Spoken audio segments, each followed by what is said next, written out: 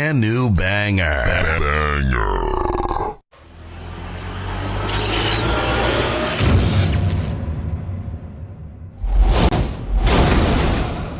What is your hatred for John Cena? Yo, when Hulk Hogan takes a rock bottom better than you, there's a problem. There's a problem. My man. All right, so give me the camera. One rock bottom. Yo, no, it's more than that. Show, give me the camera. I got the fucking camera. Kenny, I'm gonna have to do it for you. I'm gonna give you the whole spiel. He came out as a prototype. Whatever. You know, he slaps Kurt Angle. Ruthless aggression. I'm not into that. Whatever. He comes out as a rapper. I'm like, okay, all right, I can dig it. You know, he's from Boston, so that's a strike. You know, that's New Yorkers. We don't fuck with Boston too much, but you know what? I'll look over that. He's doing his thing. Something original. Some I could, you know, there's something different. It's entertaining. Comes around, and my man has a choice between The Big Show, Kane, or Shawn Michaels, and he gives the most pussiest promo I've ever heard in my life. I will never forgive this. And he's on some, well, you know, I don't want to fight The Big Show because, you know, he's a huge guy, and, you know, you got the big red machine. Who wants to fight him? And Shawn Michaels is a legend. Fuck that, bro. You already beat all these motherfuckers already. Her return on SmackDown.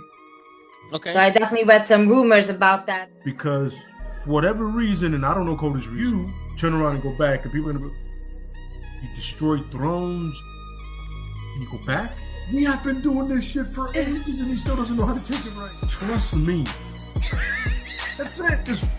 I got you. Oh, man, shit. He collapsed with the kick. That's what I'm saying. That's the way he didn't collapse during the sun. It was the kick. He's not even in his fucking chair when he gets in this fucking thing. He's not even in his fucking chair. Yeah, but there he goes. Oh! There he goes. Both matches without the wrestlers were in the table.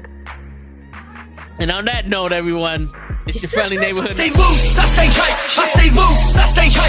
I stay loose, I stay hype. I could do this all night, cause I do what I like. Yeah, I do what I like. Yeah, I do what I like. Sipping goose, sip is right. And I go with the flow. Yeah, I go with the flow. Yeah, I go with the flow. Cause I know I'm the show. In the zone, here I go. In the zone, here I go. In the zone, here I go. Yeah, they know I'm a pro.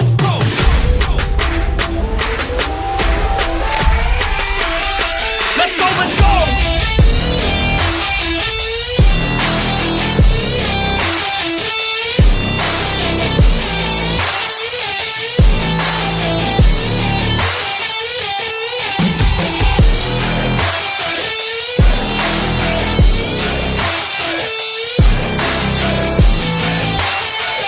Yeah!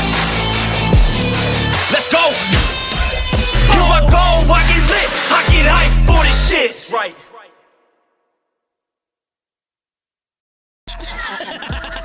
Word. He be like, I got a left elbow and a right elbow. I can break your face with an any elbow. Make sure that you get elbowed in your elbow with an elbow. Got the arm bar, get the phone ball, get around with the arm with the bomb ball. Daddy's gonna take you to Jersey Shore. And we live. What's going on, everyone? Welcome back to another edition of Wrestling with Knuckleheads. My apologies that we are a little late. Today we had a good time. Today was the fucking day. So today we had a good time. We were chilling. Yeah, today was a good day. Stay tuned because we recorded something a little special for all of y'all that like the Toe in the Show with Ray. So stay tuned. And then stay tuned because we did some things today. We did some things.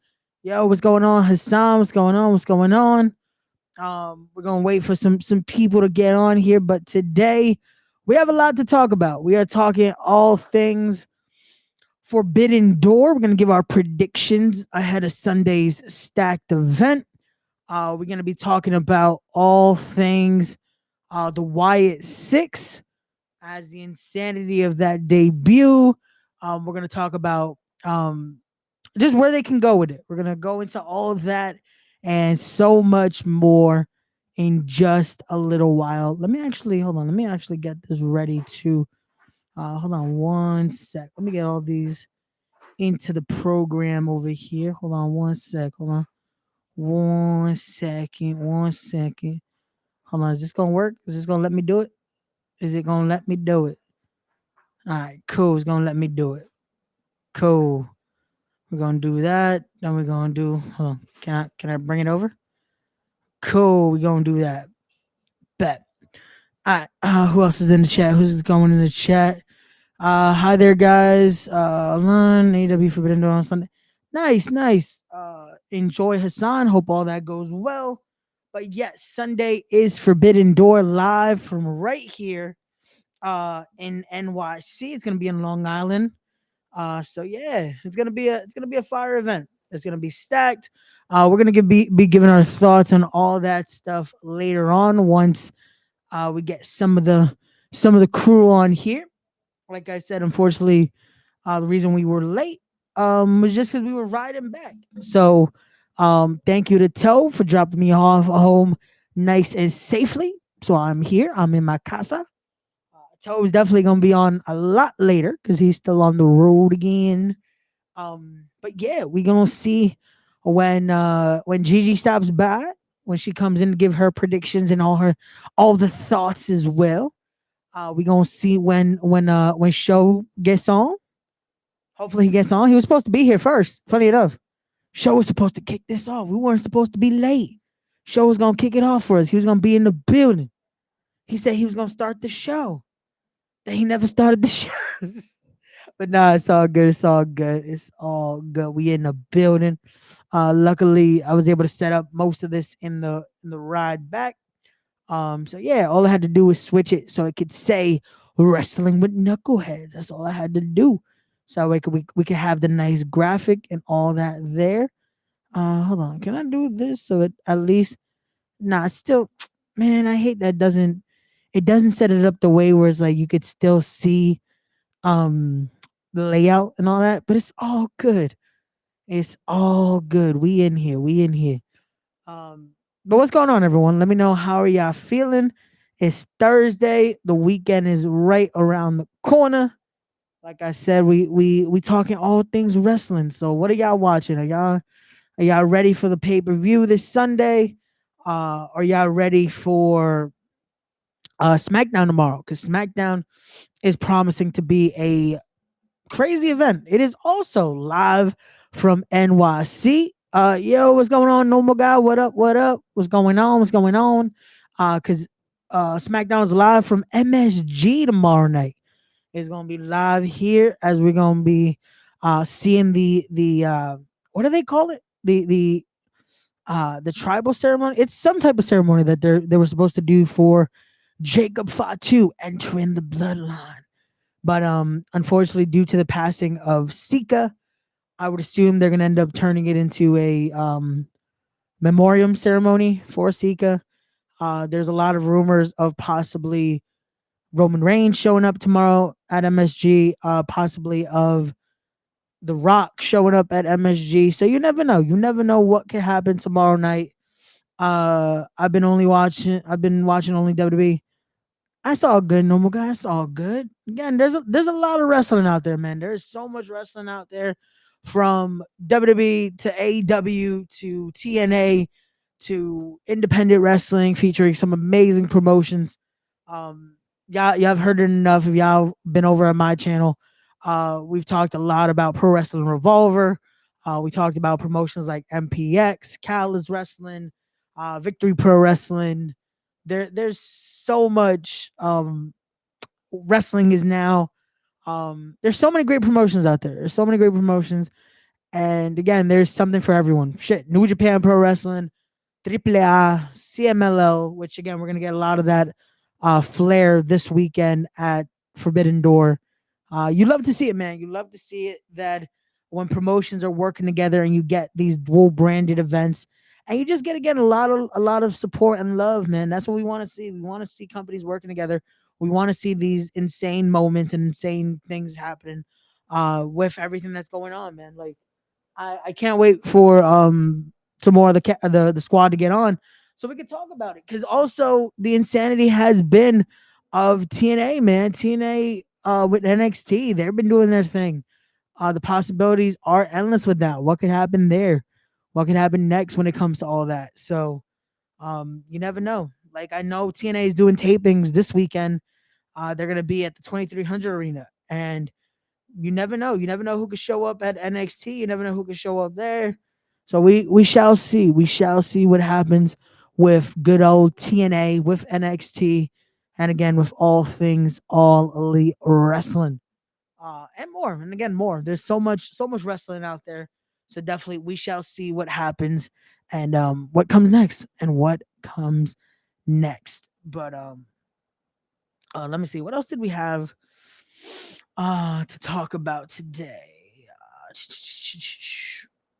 Yeah. Also, big things coming out of the week. Mommy and Buddy Matthews, aka Buddy Murphy. They got married. Shout out to Rhea Ripley and Buddy Matthews for tying the knot. Poor Dom Dom, man. Poor Dom Dom. He officially lost mommy. She is now Mrs. Matthews or Mrs. Murphy, whatever you want to call her. But yeah, she has been wed. Beautiful pictures, by the way. They put up some pictures of the wedding, the little ceremony that they did. Again, I don't know if this is just what they posted up picture wise. Was this the actual ceremony? Which if it isn't, hey, that's okay too. Sometimes those things should be kept between actual friends and family, you know. So it was cool just to know that they did tie the knot, and we shall see what happens next. We shall see what happens next. With when Rhea Ripley returns, are they gonna bring that up? Are they gonna bring it up with is Liv Morgan gonna bring it up? Because that's been a whole nother insane thing with Raw, having Liv Morgan and the Dom Dom relationship and all of that. She gave Dom Dom a whole tray of chicken nuggets. She gave him a PS5, gave him a whole whatever the message was. I don't know what the text message was. It could have been a cool GIF. That's all. That's what Carlito said was very cool. That's all it could have been. It could have been a nice GIF of something. But nah, man, it's cool to see again them doing interesting things. Like I said, but from the Wyatts to yeah, just there's a lot of crazy things going on. I don't want to go too much in depth into anything just because I want to make sure some more of the fam is here as well so we could talk about it. But yeah. Oh, also Donovan Dijak being unfortunately released, or technically I guess how did they put it? Hold on. How did he put it? 1 second. Because I'm gonna, you know what? We're gonna read the statement. We're gonna read the statement here, and then we'll get more of the squad's thoughts when they get on. So here we go. Signed today. This was posted today, signed today, saying, "Here's the truth. WWE never negotiated with me. We attempted to negotiate after they stonewalled us. They never made me a single offer. Then they informed me that they would not renew my contract at the 11th hour. 2 months ago. 2 months ago, I was one of the best matches in NXT history and the top match of WrestleMania weekend. On that day, a top executive in WWE told me I was crushing it. I was slated to feud for the NXT title, but I got called up to Raw instead. I consistently outperformed everyone's expectations, especially throughout 2023 and early 2024. I never complained about anything or was difficult to work with. I timelessly pitched ideas to anyone who would listen.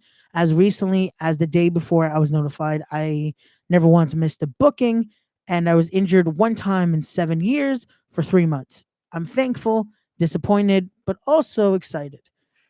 This has lit a fire under me to relentlessly prove to myself and to the world all I ever wanted was a fair shot, and now I have the opportunity to go out and take it. That's enough talk now. It's time to do or die, Jack. My last day under a WWE contract is June 28th, 2024. For bookings/interviews, bookdiejack@gmail.com. Get ready to feast your fucking eyes. Signed, Donovan Dijak. So, with that being said,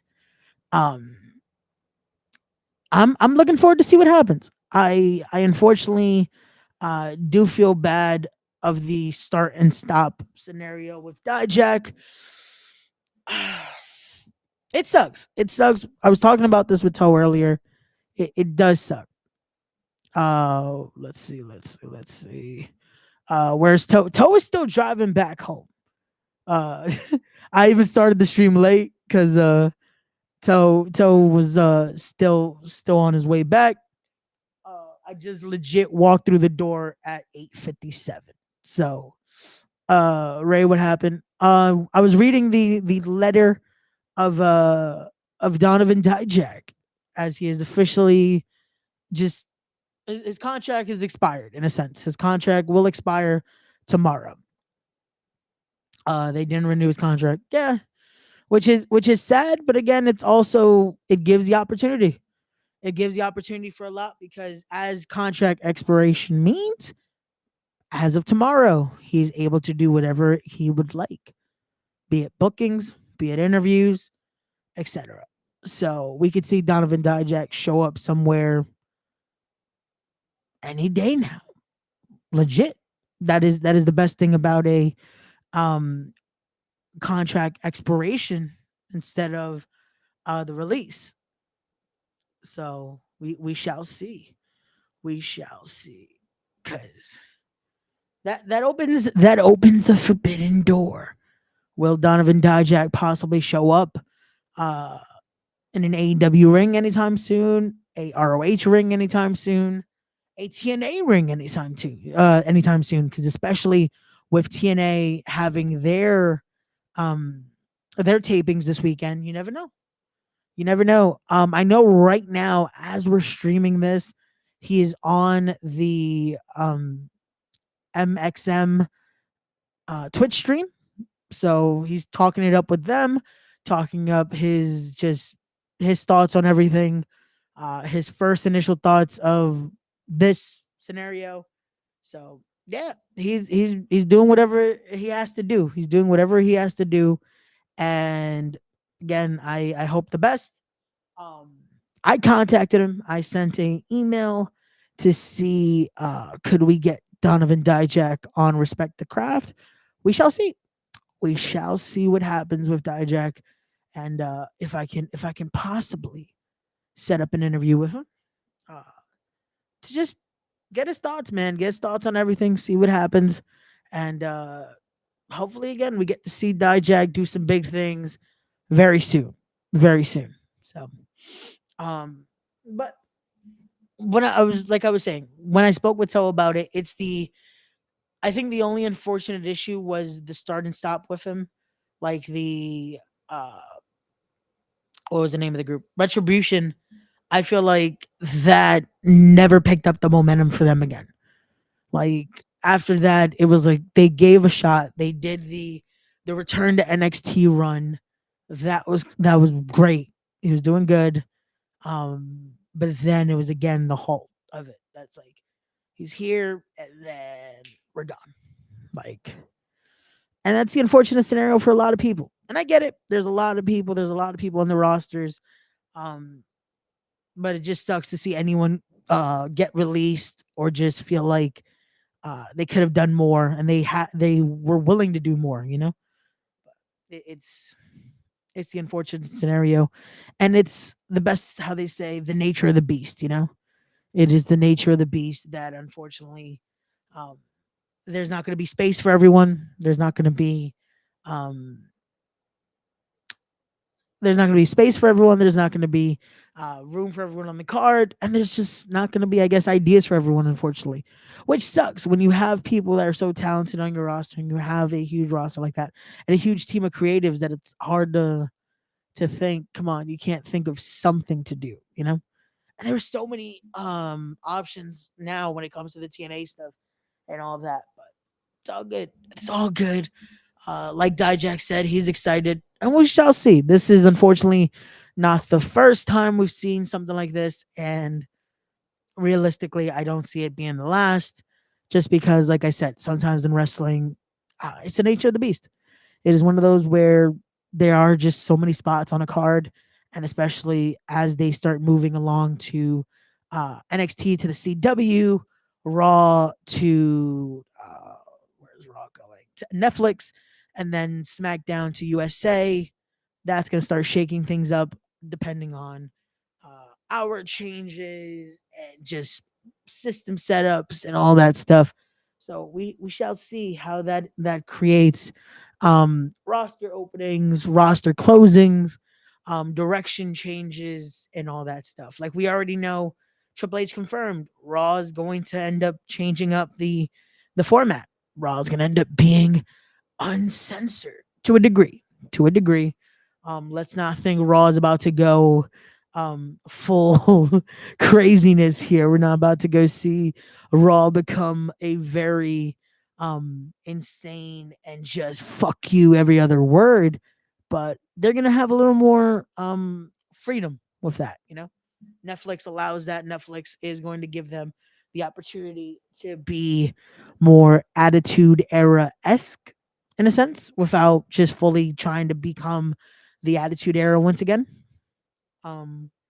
Just I don't know if the fan base really wants that, you know? Like it's the scenario of the attitude era was great for what it was, but when you see signs of it now, it feels like people don't want it. Like it feels like at times people start to instantly, oh, what is this? What are they doing? Why would they do that? What is this? And it's like, come on. Like you say you want it.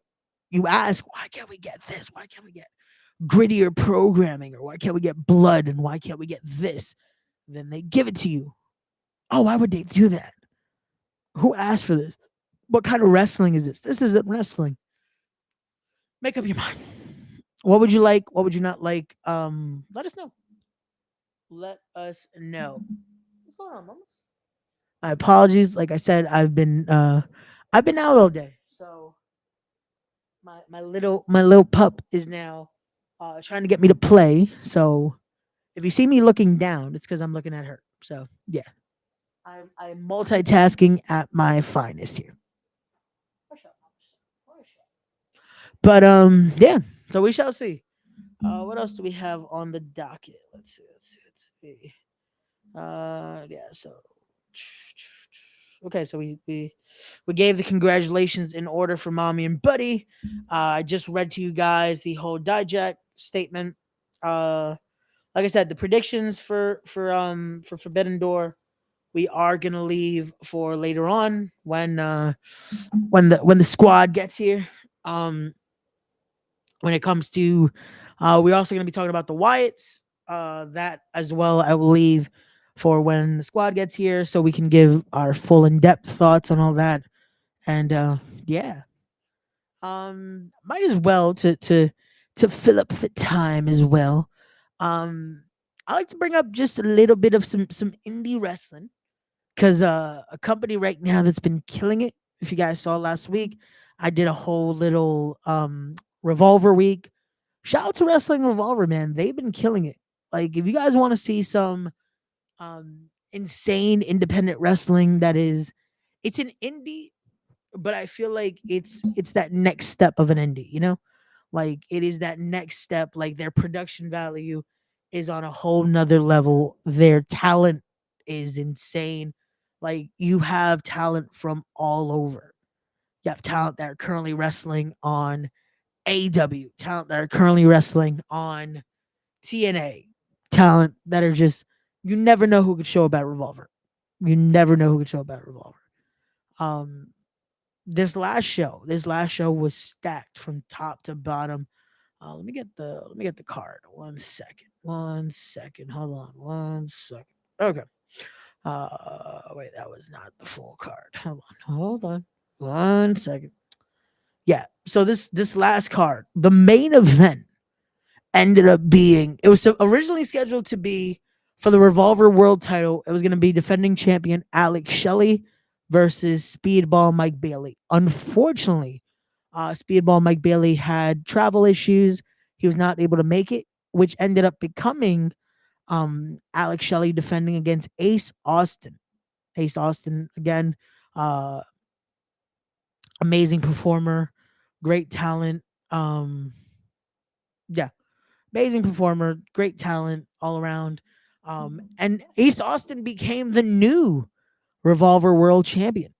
So shout out to Ace Austin, becoming the Grand Slam winner at Revolver, former Revolver tag team champion, scramble champion, remix champion, and now the Revolver World Champion, defeating Alex Shelley. This is the first time Alex Shelley has faced a loss in a very long time from holding that same remix championship that I just mentioned, holding the world title. And I know down the line we are going to finally get Alex Shelley versus Speedball in a Revolver ring.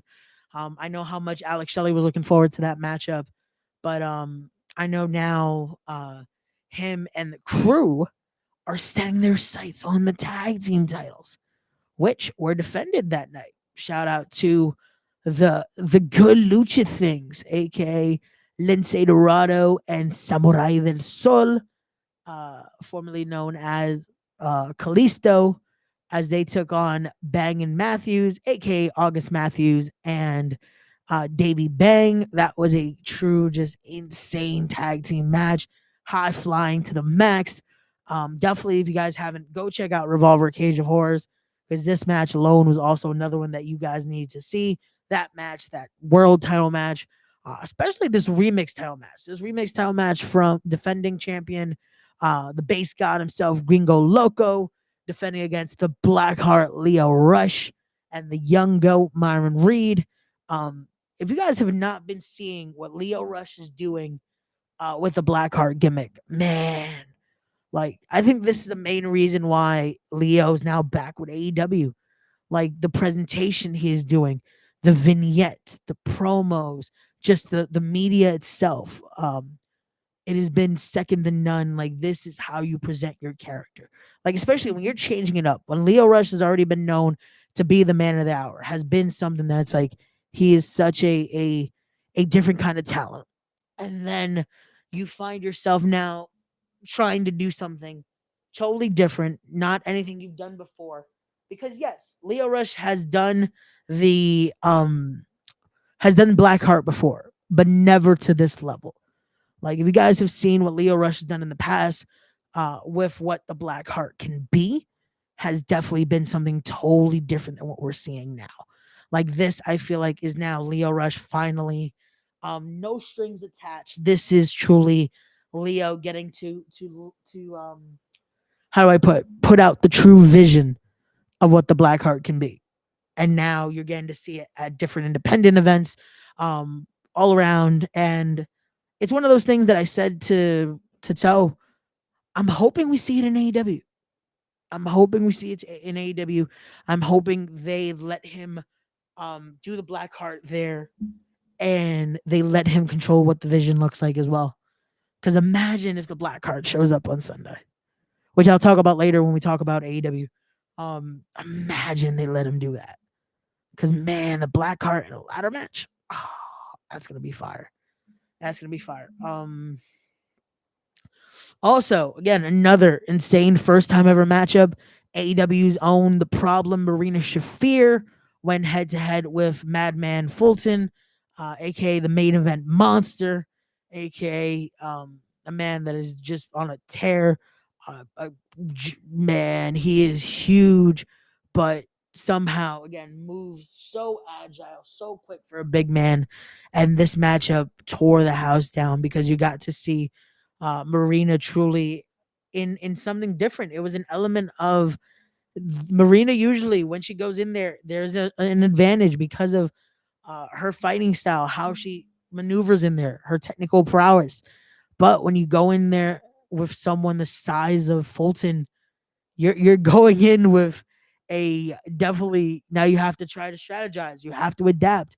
And Marina was able to do so. Great matchup, great, just insane ability from both.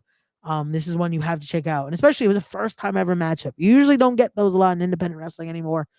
Usually it's one of those where you see everything. And this card featured a lot of first time ever matchups, including this one where it changed up. Again, the saying of card subject should change is a thing. as it originally started as Danhausen versus Paul Walter Hauser. Yes, that same Paul Walter Hauser from Cobra Kai was one-on-one with Danhausen, which then became a three-way dance as none other than Damian Chambers decided to get his nose involved into it. And poor Damian, it became a 2-on-1 affair in a sense because you disrespect Danhausen, you disrespect Paul Walter Hauser, and Damian Chambers ended up getting a face full of teeth. And the loss, it ended up being and your winners, both Danhausen and Paul Walter Hauser. Definitely check it out. Check out how that match turned about and just see the true insanity from that Cage of Horrors matchup. From that Cage of Horrors event. We'll talk about the Cage of Horror matchup in a bit. But another match that, man, this tag team grudge match, the Crew versus Ace Austin and Jake Christ. The Crew consisting of, in this tag match, of Matthew Palmer and Rich Swann. Shout out to the homie Swann, man. Swann is dope, truly. Such a great guy, such an awesome conversation. Awesome, great singer. Like, if you guys didn't see the clip, man, Rich Swann killed it with the "Look How They Doing Me." Y'all gotta see that clip. Y'all gotta watch that and just listen to the great stylings of Rich Swann. Look how they doing me. But unfortunately, the person that had to say "Look how they doing me" was one Gia Miller, as they decided to stick her arm in a steel chair and stop her arm and just break, unfortunately, Gia Miller's arm. I guess the best thing was, at least what I guess helped with the pain, was the amazing win of Ace Austin later in the night. Because unfortunately, they did lose this tag match against the Crew, but Ace Austin was able to get the win later on in the night and become the new Revolver World Champion. Thankfully, as well, to a little bit of an assist from Gia Miller and Jake Christ to even out the odds with the rest of the Crew, as they tried to help Alex Shelley. But the ending view, though, of Ace Austin having his hand raised, celebrating with Jake Christ and Gia Miller, was Jake Christ giving a little bit of a look-see, like looking at the title, like he wants to do something. So who knows? Could we see these tag team partners for this night be future opponents? We shall see. Jake Christ has held that Revolver title before. He might be coming back for it once more. But yeah, again, those another match that the namesake of the event, the Cage of Horrors match, featuring Mance Warner, Matthew Justice, and one called Manders. Whew. This was not for the faint of heart. If you like blood, if you like insanity, if you like just truly three guys that work as close as brothers, legit. These three were truly just, they did everything together. But all good, all good, all good. You good? Hold on. Let's see if I can do something. Hold on.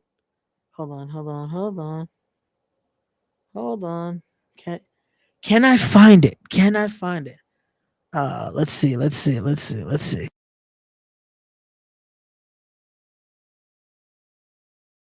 So, just so Toe isn't the only one that could at least do something cool.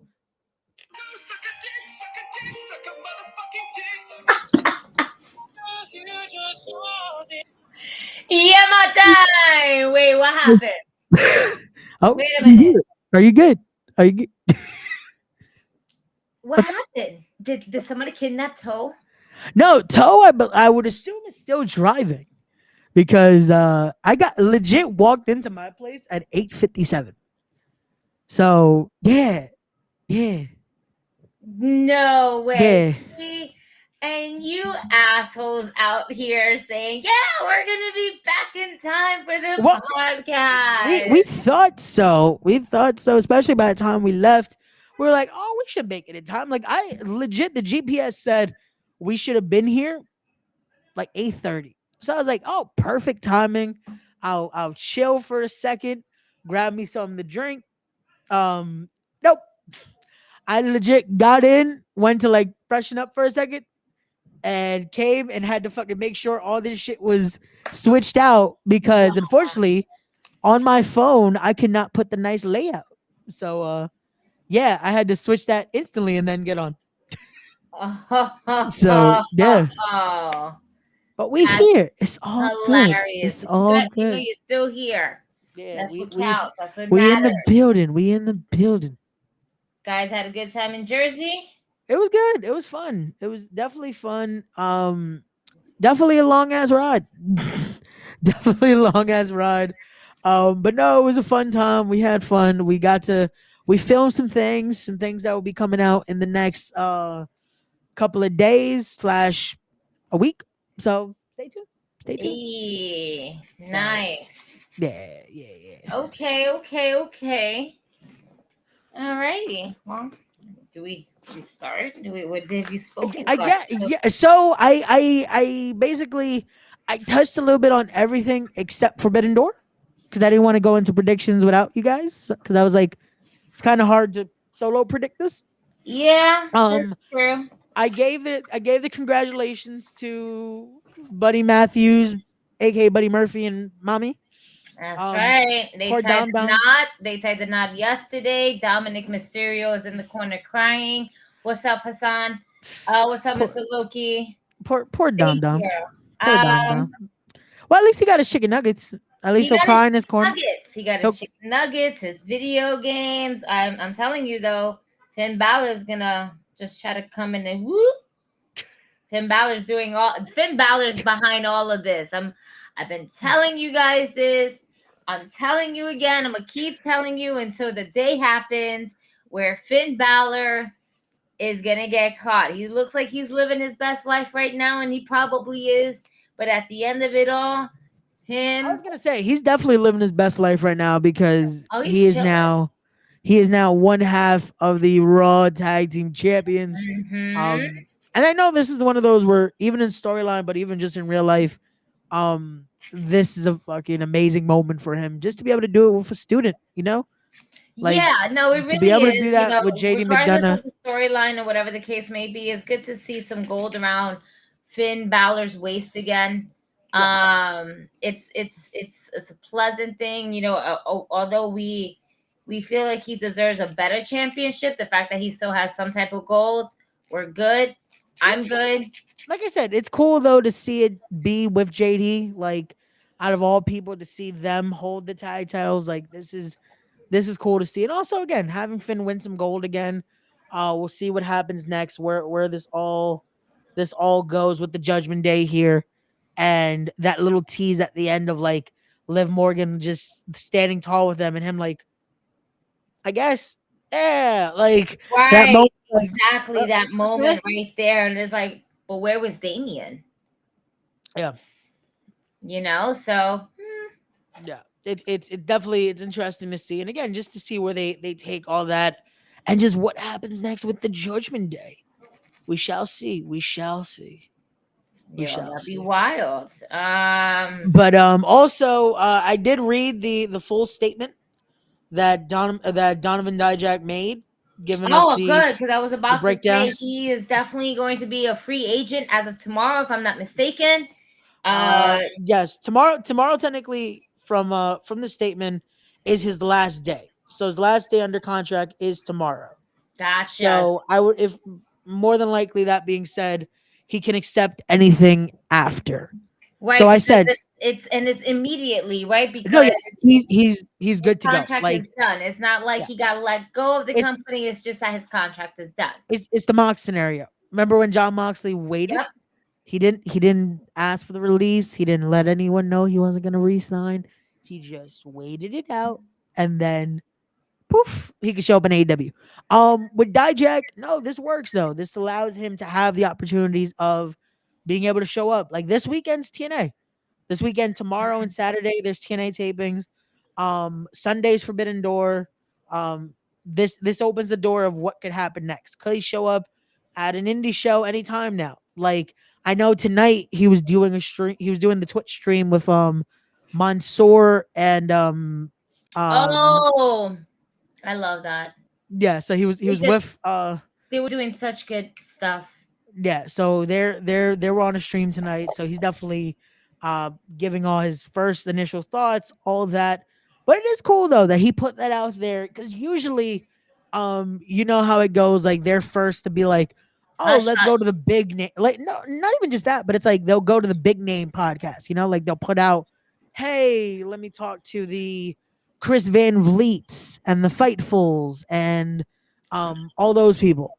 And nope, he put it out there. So whoever reaches out, we'll see what he decides to do, where he decides to go, what could possibly happen. I would not doubt him showing up like at a promotion like Deadlock Pro, because I know MXM has been doing a lot of things for them. So and Mustafa Ali put it out.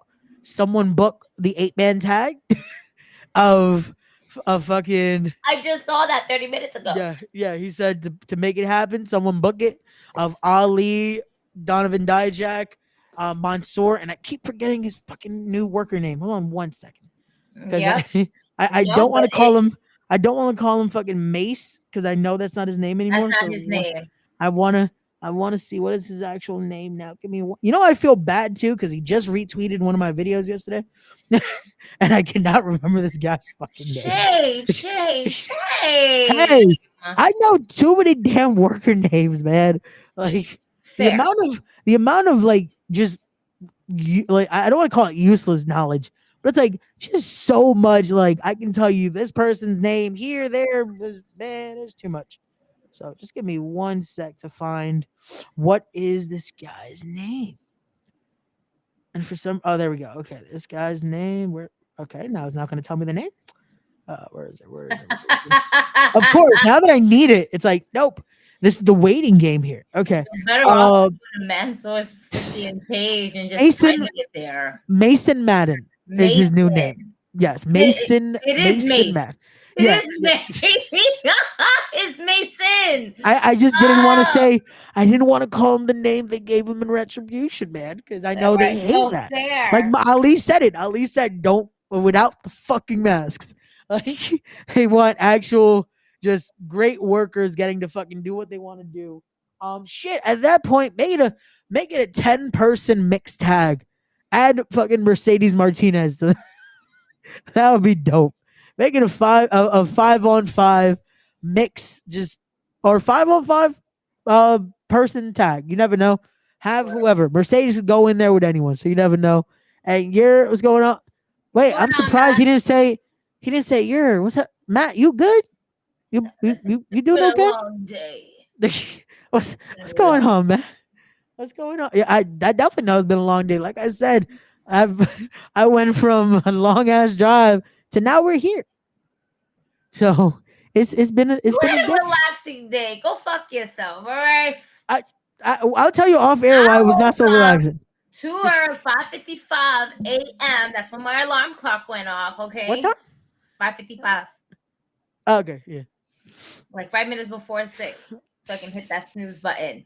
But what's crazy is that I woke up at 4:30 in the morning. And I was like, I woke up in a panic. Like you missed your alarm. You're like, oh, fuck. Right. You know what's crazy? I did that shit too because told me what time. Oh shit. Okay. Holy shit. Yo, the fact that he's here before fucking 11, I am surprised. The fact that I'm here before a show, you should be surprised. Yo, what did he not say he was gonna start this shit for us? Yeah. Yo, I legit, all I had to do was fucking go pee. I fucking had to run, fucking play with Luna for like 2 seconds, start this shit. Listen, he has to go up and down those stairs, and that's a lot of stairs for a brother. No, we did that shit today. It was fun. Yo, at one point, I feel bad because we didn't get to film the shit. But next time, we're gonna film that fucking skit of even when we got there, show wouldn't have been there. That would have been funny. Who's going to Forbidden Door on Sunday? I am going through no Forbidden Door on Sunday as I go through my door on Sunday and set my ass on the couch because I got money that I need to save. Yeah. And then on top of that, I have responsibilities on Monday and Tuesday. And I know if I go to Forbidden Door, I'm not leaving until Thursday. Yeah. If my unfortunate payments were not made on Sunday, I possibly would have gone. But yeah, no. I had better chances of going to MSG. Like that, you know what's funny? That ruined two possible things I could have done on Sunday. Because either I would have tried for that, or I would have or I would have tried to score fucking Aventura tickets for MSG. But the way that my bank account is now set up, yeah, that's not working. I gotta fucking save up for a bachelorette party, which I will be not here towards the end of July, but I'll let you guys know about that a little bit later. I'm going to Savannah, Georgia, with a whole bunch of white girls. Georgia? Yeah. Georgia.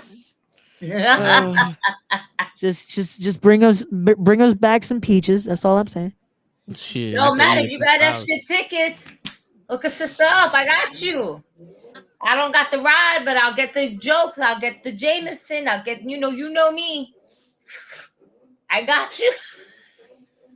We'll be in the clouds. Shit. I got you, bro. Yeah. Just let me know if you got extra tickets. I'll go. Oh wait, no, I have a child. No, I cancel that. It was like nah. Wait a minute. I actually do have responsibilities on Sunday. Wait a minute. I just forgot. It's my weekend. Weekend's been thrown off this whole entire month, y'all. Damn. It's all good. It's all good.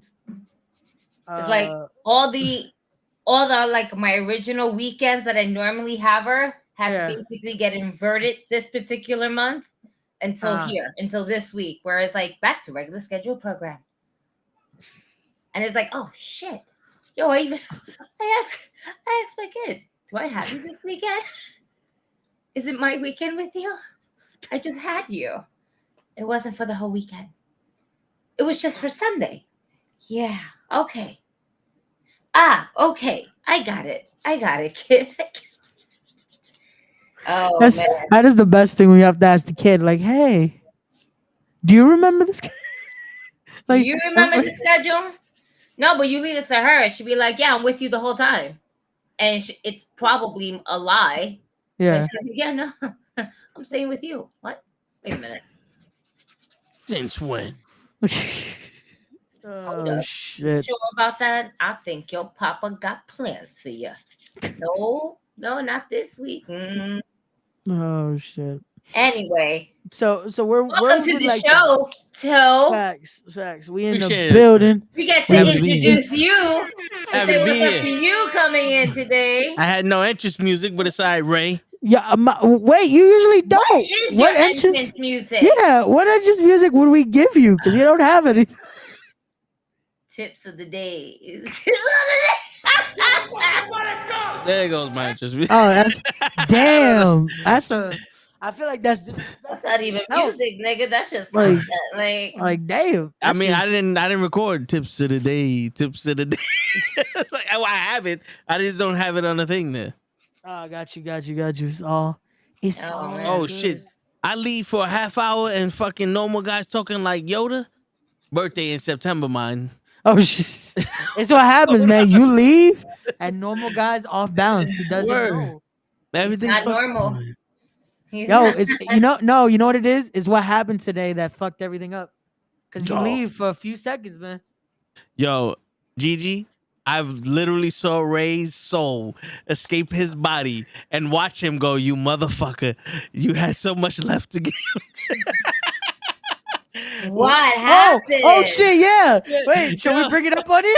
Yeah, fuck it. Yo, we're listening. Yo, we're rocking out because Toe's playlist was cool. And it's legit. The lyric was, my heart is numb, right? Yeah. 2 seconds later, we see some shit flying at us. A car skid plate. Fucking Toe does the fucking smoothest to get us the fuck out of the way. I'm like, Whoop, whoop. Oh, Yo. the shit that you did to me that put me into the corner of the Yeah. car? Yeah. Oh, yeah, no, yeah. But No, I did it to but save our lives. it legit saved our lives because that shit was coming head first. It would have fucked. Yeah, we're on the bridge after the Holland Tunnel to get to Jersey, and the skid plate from the bottom of a car flipped over the side rail. I was coming. And was coming onto our lane. And I did the little whoop whoop.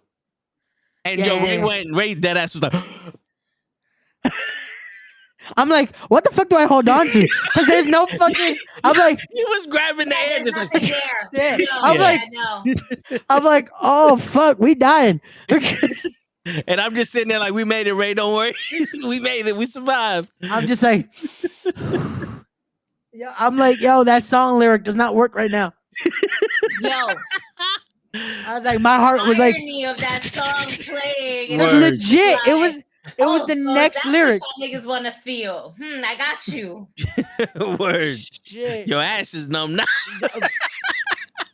Everything. I was like, oh fuck. Well, no. Yeah.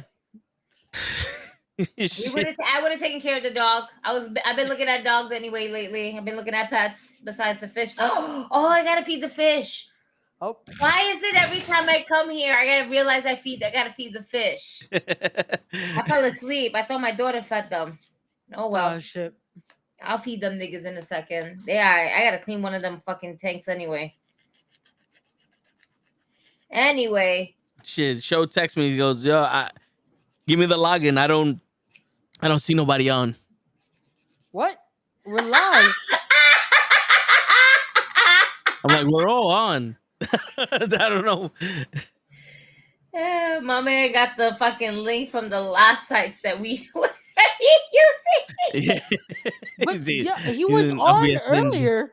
Yeah, like he was on earlier when we tested out the mics and shit. How does he not see us now? Like we're in here. Like we're also. Hello. It is an hour later. Yeah, A whole hour later. That's crazy. Wait, we're live because I'm like everyone's commenting. We're live. It says the live button up there. No. I'm like, are we missing like a channel or something? I'm like, no, because YouTube we're getting it. Yeah. Like we're good. Like I don't know. Some toodaloo, motherfuckers. Oh, because apparently Ken Jeong's in John Wick, according to the show. I was like, he thought that nigga was it, man. I was like, damn. Wow. Jesus. All right. I just had to take off all my nails. I feel like a grown-ass person here. I have a bad habit of biting my nails, so now that I got them done, and now that I have to I just took all them off. Most of them grew, and then my pinky one looks like it went through battle. Oh shit! It looks like it's been through some things. Been trauma. Oh shit! Right in the middle, I'm like, oh, I don't think my nail's supposed to look like that right there. Sheesh. Oh shit! Yo, but this shit feels fucking amazing taking them shits off right now. I'm like, I didn't like the way the fucking China did my nails the last time. That shit bothered me. Them shits look crooked as fuck. Oh, that's not good. You gotta find a I new. stayed 2 weeks with that, and after a while, they were starting to bother me. I was like, all right, it's that time for me to take them off. Nah, you gotta find a new nail lady. It's just that at that point in time, I went a little bit too late, and the person that I wanted had like 3 customers waiting. Okay, gotcha. It was like, okay, surround. Anyway, shit, that's like being in the barber. Like, yo, my barber's got like 40 people behind him. Fuck it, yo, new guy, you cut hair? Yeah, just line me up, man. Nah. That is exactly why, like, for my barber, I make appointments now. Like, nah. Have to. I text him like, yo, what time can you fit me in the mall? I bet I'll be there. Like, nah. We forgot the best part of today. That wasn't the scariest thing, Gigi. I burned most of my arm hair off. Oh yeah. He burned himself grilling. Yeah, because that shit said, you want to see a fire? Yeah. Here's a fire. And I was trying to protect the steak, so I'm with the tongs, like, all right, hot. I'm like, why is Wait, all you this went ash? to the meat shop again? Yeah. Yeah. I was like, why is all this ash on my arm? I went like this. Ooh, my hair's gone. Yeah. He burned himself. Ooh, my hair's gone. Yo. I thought I felt the sun hitting me a little bit too much. Yo, word. Yo. It's like shit. Nair ain't this good. That's wild. Y'all really had a day. Hell yeah. Yeah. Yeah. I'm over here slaying at my job, wondering when am I gonna be a millionaire? You know. Yo, facts. That's that was the conversation we had. yeah, we had one of those conversations. We're like, can we just win the lotto, please? Can we just be rich already? You know what's funny though? I changed my mind about when I win money like that and I have money like that. I want to live in that type of area. Nah, everything's fucking far. that was me and Toe's realization today. Like, yo, if you want to buy anything, you got to make a list and make sure it's like, yeah, we got to do this in this one trip. Because this shit is fucking far to go. Anywhere. I just gotta pick up my kid from the basketball court. It's right up the block. I'm like, all right. He's like, can you drive me? I said, I thought you said it was up the block. That shit was 15, 20 minutes away by car. I said, wait a minute. That's not up the block. I had a feeling too. That's what I was you like, have. you know what? I'm a stay back because I had the itis because he decided to do that also right after we ate. I was like, I'm gonna chill. I'm gonna go watch whatever the fuck I was watching downstairs. And yeah, I was good. Word. This nigga Ray said I passed out. I let these niggas do what they needed to do. Legit. I had a couch to myself. Fuck these niggas. Yo. Finally. They look ashy as fuck, but it's okay. My nails look ashy as fuck. Hold on. I'm just filing shit over here. Yeah, so Ray, you want to give him the rundown of what you spoke about? Okay, so we gave the congratulations to Buddy Mommy and Buddy, to Mommy and Buddy Murphy or Matthews, whatever you want to call him. Many men heart. Yeah, especially Dom now crying. Dom gotta live. He's crying into his chicken nuggets. Dom got chicken nuggets 2K24 and live. Yo, and whatever fucking picture she sent him, man, because that was cool. That's cool. We spoke about the Dijak scenario. I read the whole statement to everyone. So Dijak after tomorrow is officially a free agent. So he's a forbidden door. All right, cool. Possibly. It could happen. You never know. Yeah. Because after tomorrow, he's able to do whatever the fuck he wants.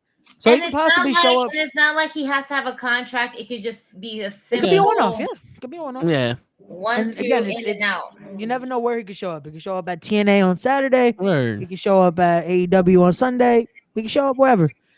We shall see. What else? I gave a rundown of Wrestling Revolver because I was trying to fill the time when I was here alone. And Fast and the Furious is outside of Gigi's house again. Always. It's always entertaining.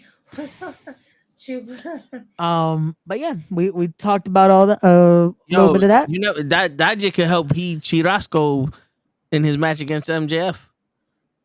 Who? I don't know who. That's what the fuck it says here. He Chirasco. Chicharron. De pollo. No. That's see? That's not how you say it, bro. How you say it? It looks like how you read it. It's not that. I was really hoping Gigi knew because it's sad because the one Spanish name for some reason I can't pronounce either. He what? Let me see it again. Ichirazo.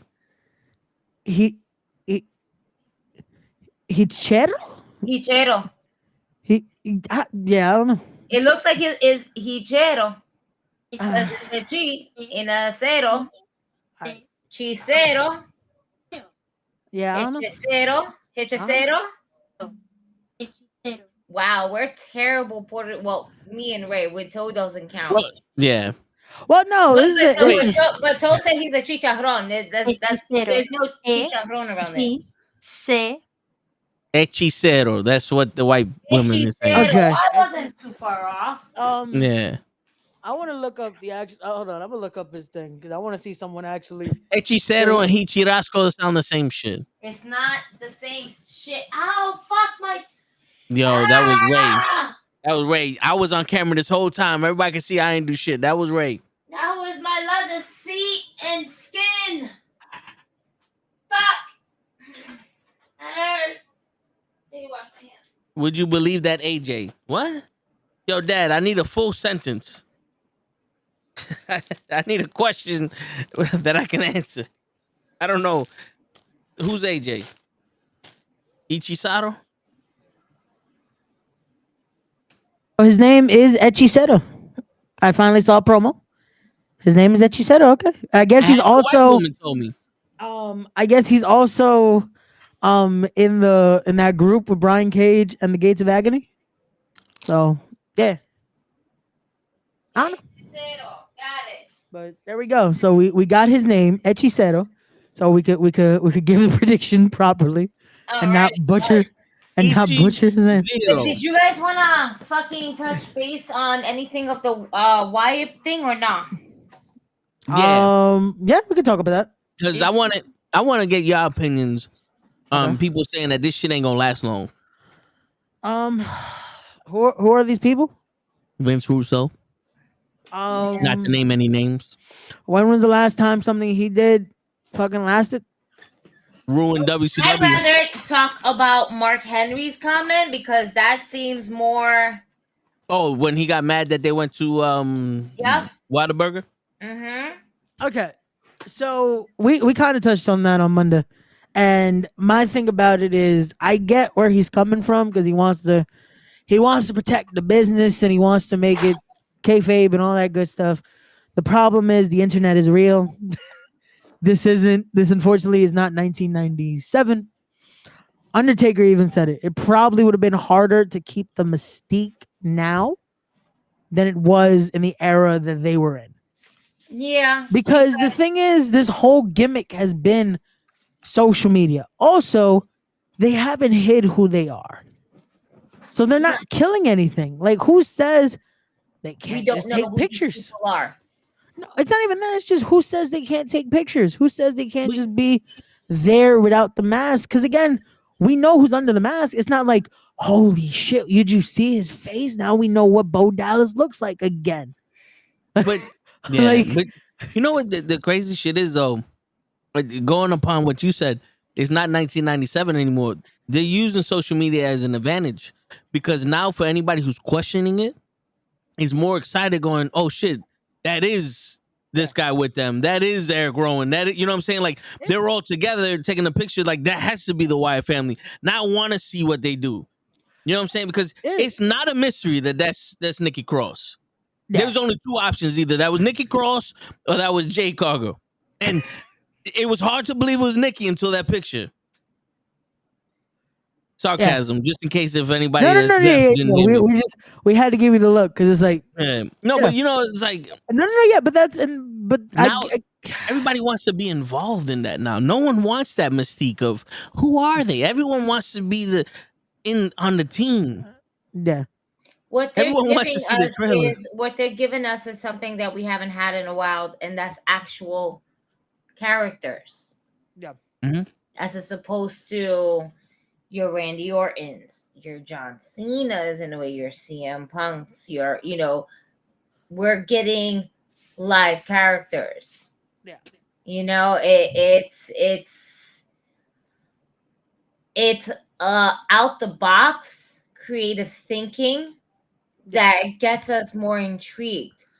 Very great. And not to put in comparison because you really can't, but the creativeness overall.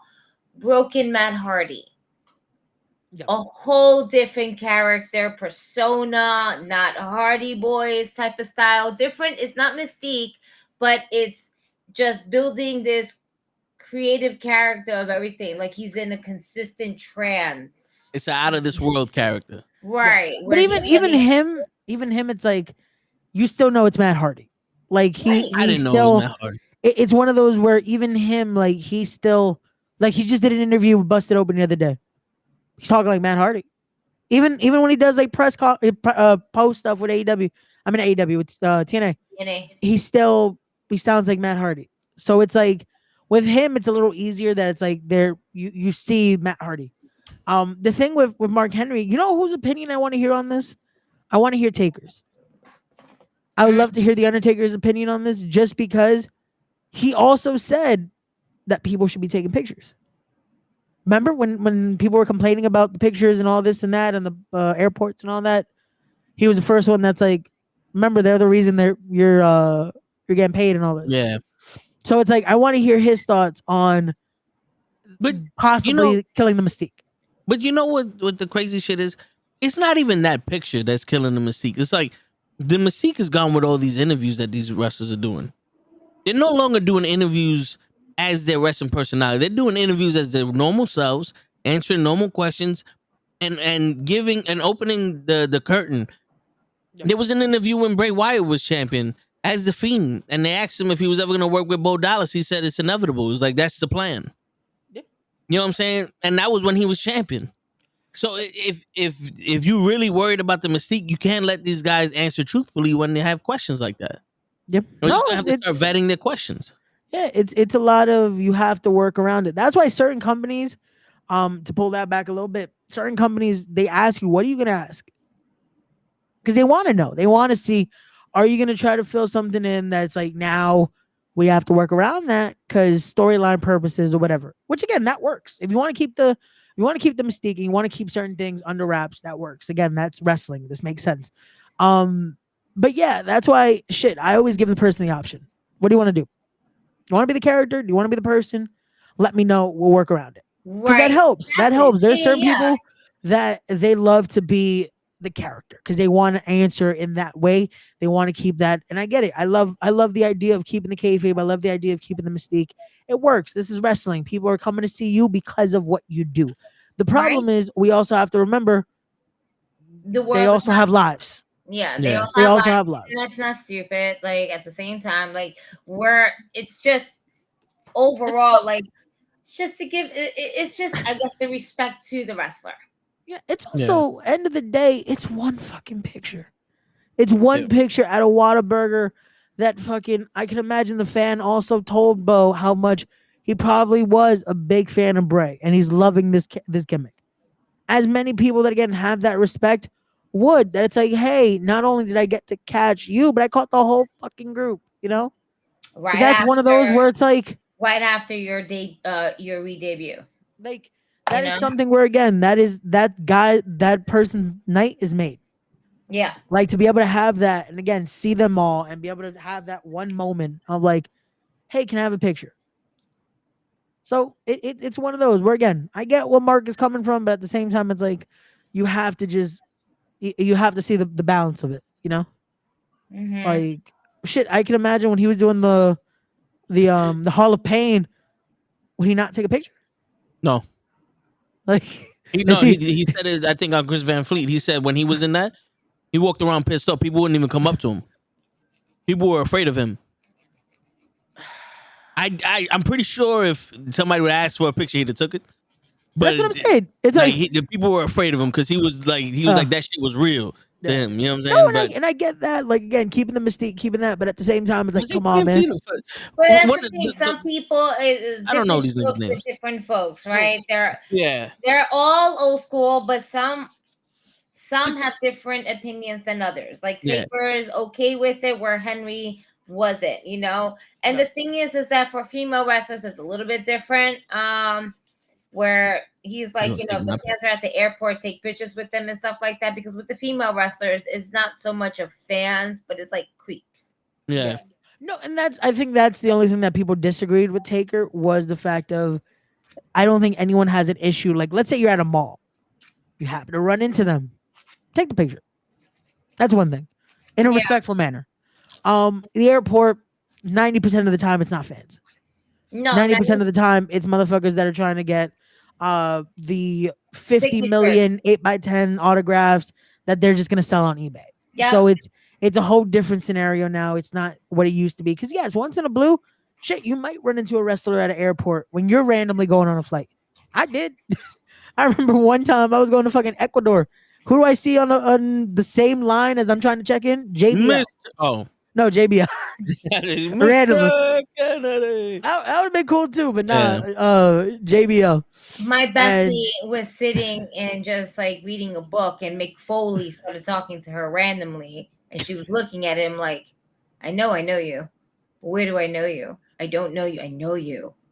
Like, she didn't say it out loud, but she kept looking at him and just answering. And then, he walked away, and she's like, I think that's Mick Foley. Hold on. And then she starts texting me. She was like, I think I just met Mick Foley. There you go. And I was like, the fuck do you mean? What do you mean you think you met Mick Foley? And I just instantly sent her a picture. I was like, did he look like this? Knowing that she could have looked it up herself, but I just happened to have it there. And she's like, oh my God, I met Mick Foley. I was like, you fucking bitch, you met Mick Foley. You didn't take a picture? Right? She was like, he was off doing a comedy show. I was like, and then I started looking up like his comedy shows of where they were at. And I was like, yeah, he was there. You just met Mick Foley and you didn't take a picture. That's dope though. That's dope. But the thing is, funny enough, for Mick, that was probably just cool. Someone just had a genuine conversation. Yeah. And didn't just fucking go crazy about, oh my God, you're this person. You're this person. Because they get that so damn much. Yeah. That's like, oh my God, you're this person. You're this person. Shit. Yo, going back to the picture for a second. Yeah. Because I don't know what made y'all what y'all said that made me think about it. That picture actually helps him because the mystique for the Wyatt Sicks is that they're separate from the characters they play. Like Bray Wyatt's brother was in the interview with Uncle Howdy. Yep. So now if you've got a picture with them normalized, it's like, okay, this is real that they're normal people. And then they come as the character, so it helps. It helps to reinforce that, like, okay, Bo is a regular person, and Uncle Howdy's different from him. Yeah, that person got a picture with Taylor Rotundo, Eric Redbeard. I can't remember the rest of their shoots. His real name is Redbeard. If I'm not mistaken, it's something red. It's legit. That's like something. Yeah. That's an awesome pirate name. It's one of those where you got you got to meet them. And we did touch base on that in a way when we saw the Uncle Howdy promo where he was interviewing himself, essentially, right? Yeah. And how we brought into the scenarios, well, what if all of them have this therapy session? Yeah, right? That's what I said. That I feel like it would be perfect to do for each, but it was perfect because even Bully Ray said it this week on Busted Open. He was like, we didn't see Bo Dallas on Monday. No. We saw Taylor Rotundo.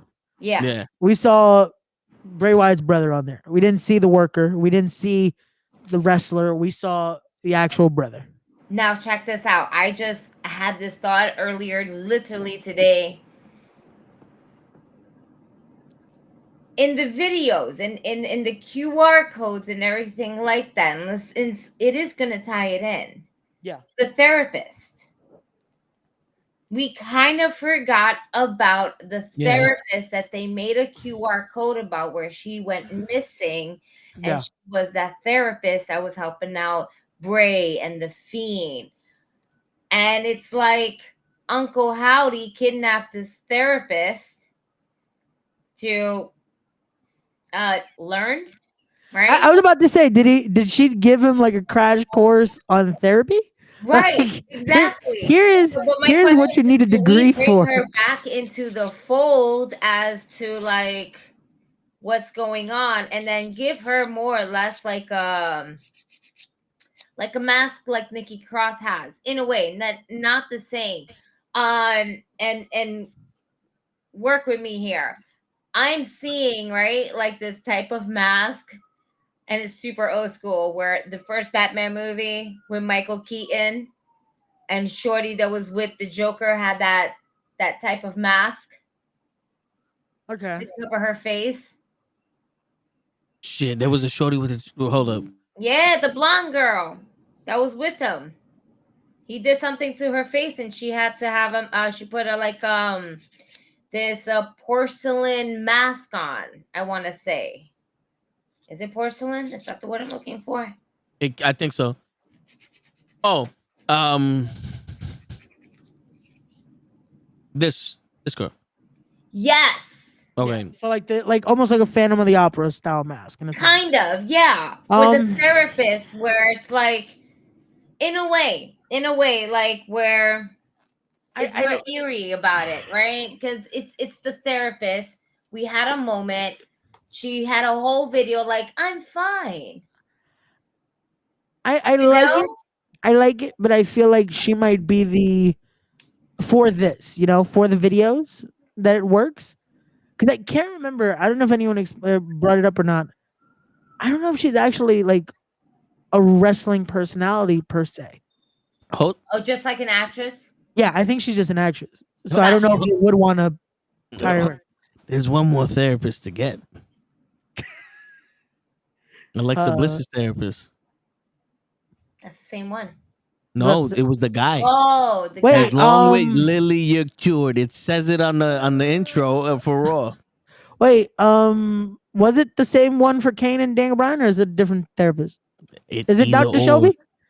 I don't know, but either or, he got to get it. Can we get Dr. Shelby back? He ruined Alexa Bliss going to the Royal Rumble. I'll never forgive him. He got to get it. Remember Dr. Shelby? Fucking hug it out. Yeah. But that was when Scorpio Sky was doing something important. Man, poor Scorpio Sky, man. Scorpio Sky should be in that. Just put him in the ladder match too on Sunday, but we'll talk about that in a little bit. But no, there's so much they could do with this. And again, I get it. Fucking Vince Russo is gonna say what he thinks because Vince Russo likes to be controversial. He likes to say things that it's gonna give the reaction a certain way, and people are gonna talk about it. Because look, we're talking about it. Right. And he's a person who doesn't like wrestling now, but has a whole wrestling podcast about it. I don't think it's that he doesn't like wrestling. I think he's also one of those that it's like they still are in their golden era. They love the golden day of wrestling, but it's like you want to think you know how to make money, and the issue is, unfortunately, when it comes to Vince Russo, you never made money. Like, you know who can at least talk shit, but he made money? Jim Cornette. As much as people give him shit and all this and that, he made money. Jim Cornette made money. Jim Cornette did a lot of fucking wrestlers into fucking stars. Yeah. And everything like that. Again, I'm not saying everything Jim Cornette says is correct, because it definitely is not. And he worked with some of the best in the world. You know what's the funny part about Jim Cornette, though, that I feel like, and again, I'll say this, but I think it's the funniest thing knowing that he probably likes a lot of people he talks shit about. But you kind of want him to talk shit about you because it's like you're doing something right.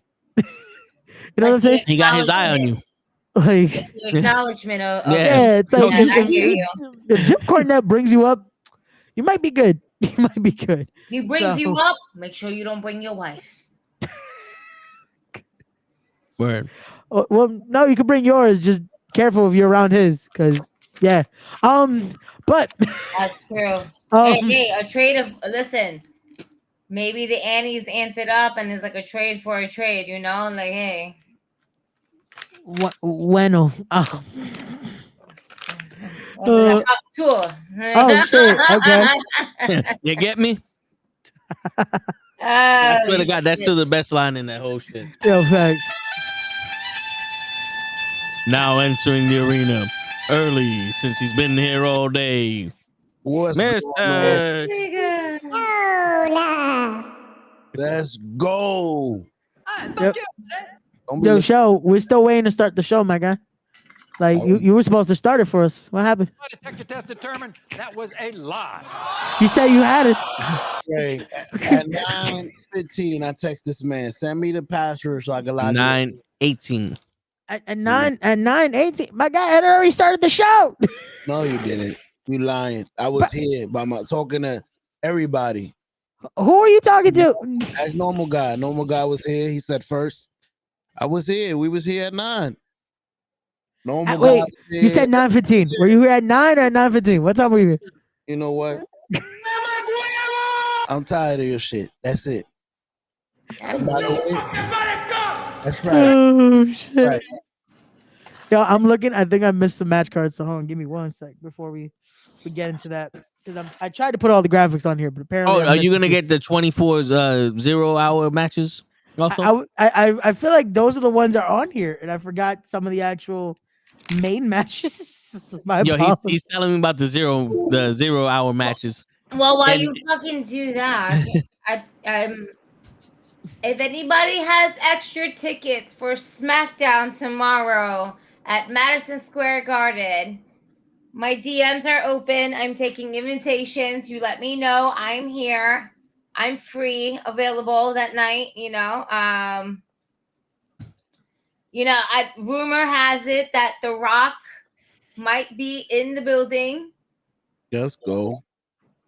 So just, I'm just throwing it out there for you guys. If anybody has some extra tickets, let me know so I can kind of dip out of work early. Gigi will be your +1. I'd be more than happy to. Or you can just buy my ticket and I'll be okay. Going on the other side of the arena. She doesn't like people. I don't. I really don't. I don't give a fuck about these niggas. Not y'all. Y'all cool. But other people. People suck. That's all. Yeah. Fly out. Okay, no, I got all the graphics. It's the two Jericho matches have no graphics, so that's what it is. Because I was like, I feel like there's more. Oh, matches. that's right. Jericho's wrestling twice. Yeah. How did this man get 2 matches and he could barely go through one? So okay, so I guess should we just start about it? Let's get into it. Yeah, I guess we're all here. Forbidden Door this Sunday, brought to you by All Elite Wrestling and New Japan Pro Wrestling. So, Chris Jericho wanted to have a 6-man tag, I believe, with the Learning Tree against who is it that they're facing? The Orange Cassidy. Oh. No, wait. No, Shibata, Samoa Joe, and Hook. Okay, yeah. So that is the initial team. Shaba. So he had asked for Minoru Suzuki to join him and Bounty Keith as the team. Nice. Minoru Suzuki said, "You are a coward. Instead of me teaming with you, I will face you at the pay-per-view." So now it will be Chris Jericho versus Minoru Suzuki for the FTW title, as well as Chris Jericho, Bounty Keith, and Big Cass, because I can't remember his AEW name, versus Shibata, Samoa Joe, and Hook. So Chris Jericho will be competing twice at Forbidden Door. Guy. I don't think I have the Is it call. not Big Cass? It's something else. I can't remember what his Big Bill. Big Bill. That's his Big name. Bill. There we And you go. can't teach that. We Yes. don't do that anymore. Yo, did you hear about the kid that didn't know how to speak and his first words were "I'm a certified G" and you can't teach that? Really?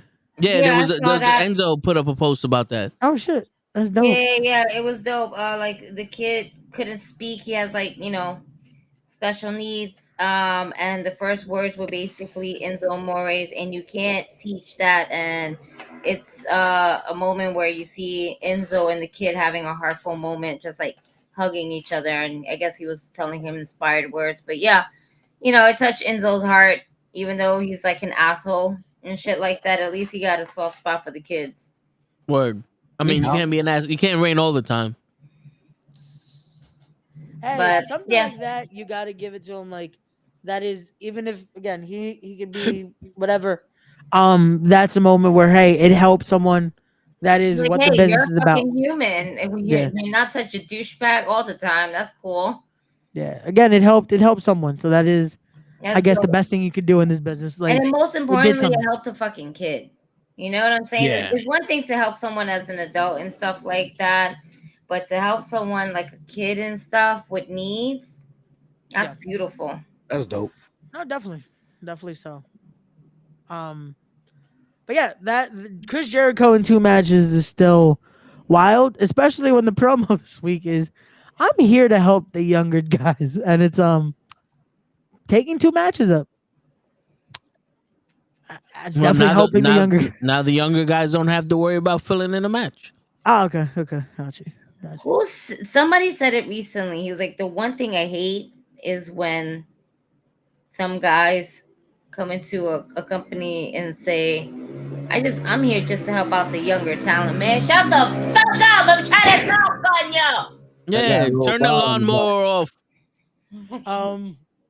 But I read that somewhere. God, I wish I remember exactly where. But when it might have even been CM Punk, where he was like, I hate when I go to places where the older generation is like, oh, I'm just here to help out the young guys, but they don't really help at all. Yeah. And this is like one of those moments. And I'm not saying that it was CM Punk. It could have been. I'm not quoting that.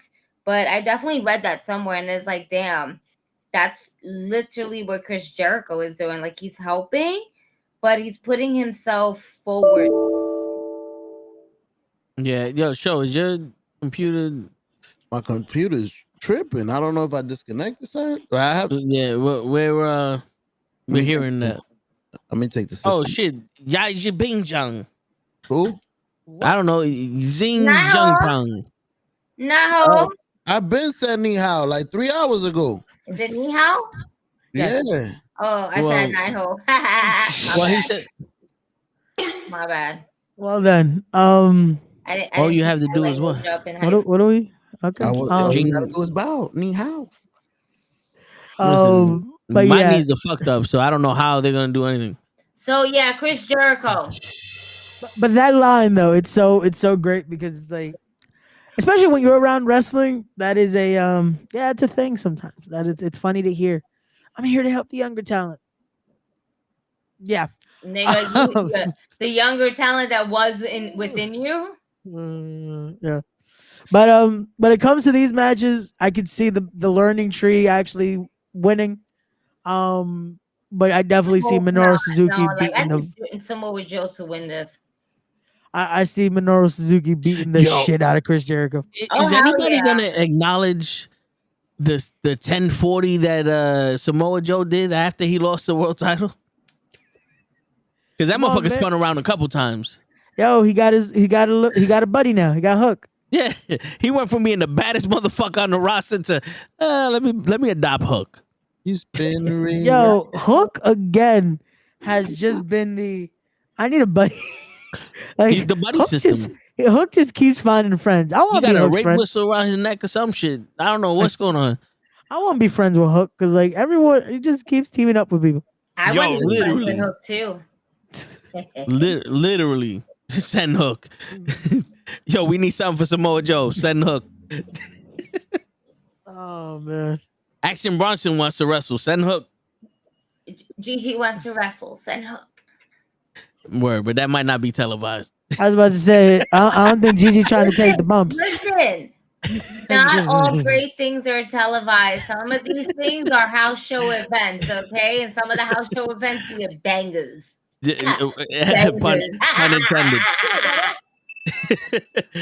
All pun intended. It's Yama time! Banger after banger after banger after banger after banger. That's right. Yama. And then another banger. Oh shit. All right. All I'm gonna say is Hook afterward is gonna be he's gonna be on Snapchat. That's all I'm gonna say. Look at me. Look at me. Yo, that's an shit, inside joke. Yeah, facts, yo. That shit had me dying, man. I can imagine him do that. That's why.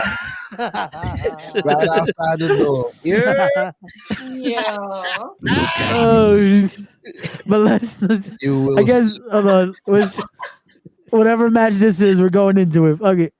Oh shit! Damn, I done skipped all the way to a big match. Look at Oh man, a big match. Yeah, but why didn't you get a picture that works? Word, bro. Those graphics looks like they just came from my N64, bro. Word. Did they all come out that way? Hold on, we're gonna see. No. Okay, so it's just that one. Damn.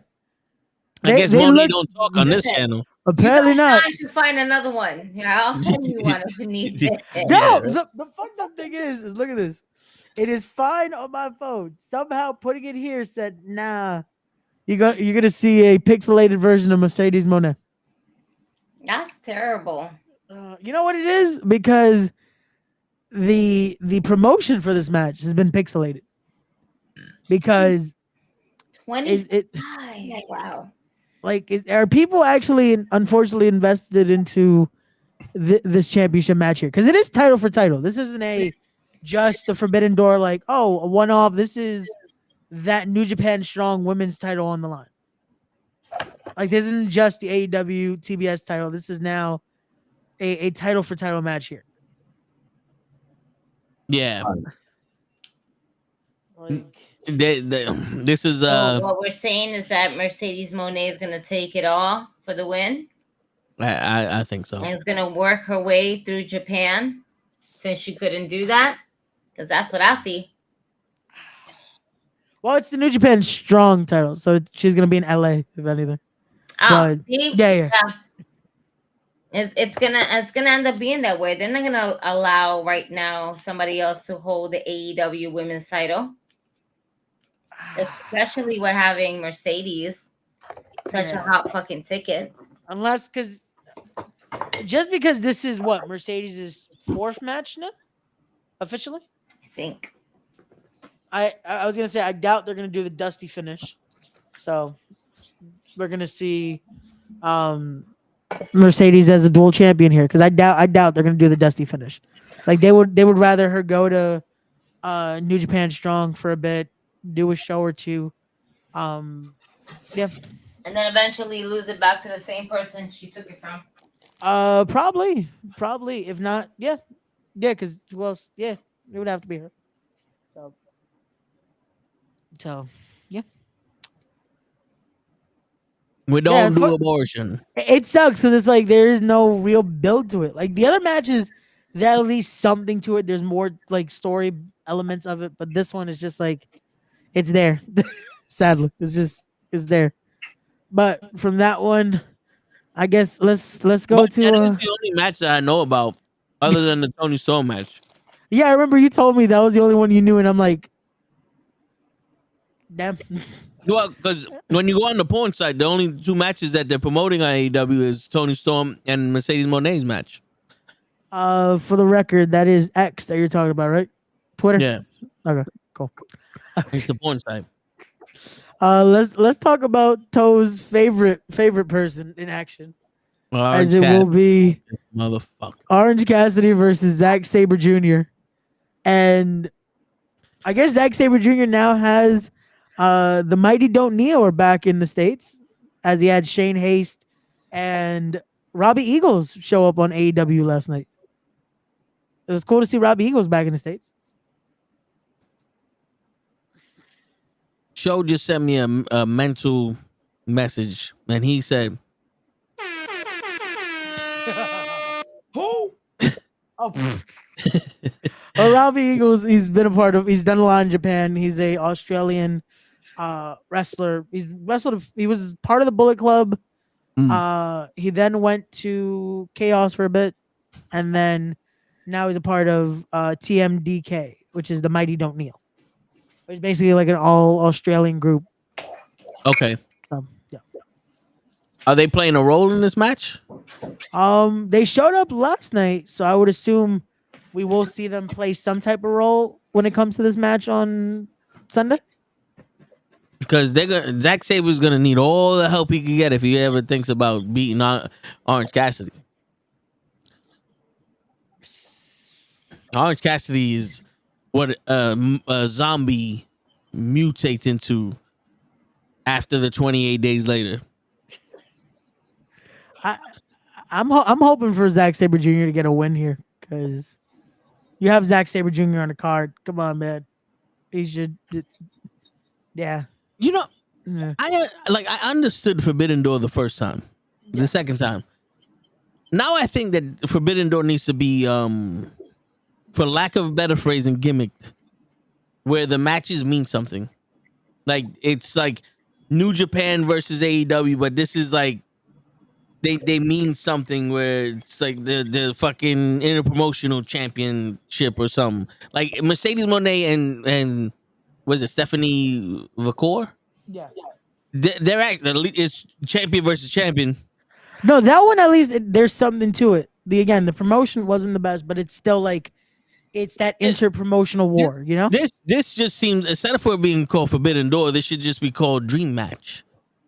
Yeah, no, it legit is like, even though they have now Wrestle Dream, it's funny, but it's like this is your dream match scenario. This is the one time we shouldn't have to complain about matches being booked for whatever, because it should just be dream match scenarios. Like this is we got this person versus this person, because of course you got two of the biggest companies working together now to do this. Yeah, it should be the night we get insane pairings, and it doesn't feel like that. Rematches. It doesn't feel like that here. Cause yo, not for nothing. Okada versus Tanahashi. If you watch New Japan Pro Wrestling, the 27 times they wrestled was dope, but it would be nice to have something else than just the rematch. Yeah, it just felt so weird too, because the reaction that Tanahashi got as the surprise like partner announcement, it was like their feud was big. Like it was the Japanese ace versus the guy, you know, like it was the best way to explain it for like WWE terms almost. It's Randy and Cena in a sense. Randy and Triple H. I would have said no. Tanahashi's always been the John Cena of Japan. They've always said it. He's the John Cena. Yeah, but John Cena's not the John Cena of America. Like it is what it is. But the fact that he got Macho and Hogan. Okay, we could go there.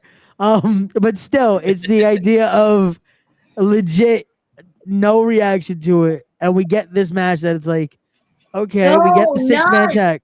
No, the crowd didn't know what to do. They were like, "Oh yay!" They because half of them don't know who this guy is, and the other half is like, again. You know, because in all honesty, the only person you put in that fucking is Kenny Omega, because we want to see him back, and he has history with Okada.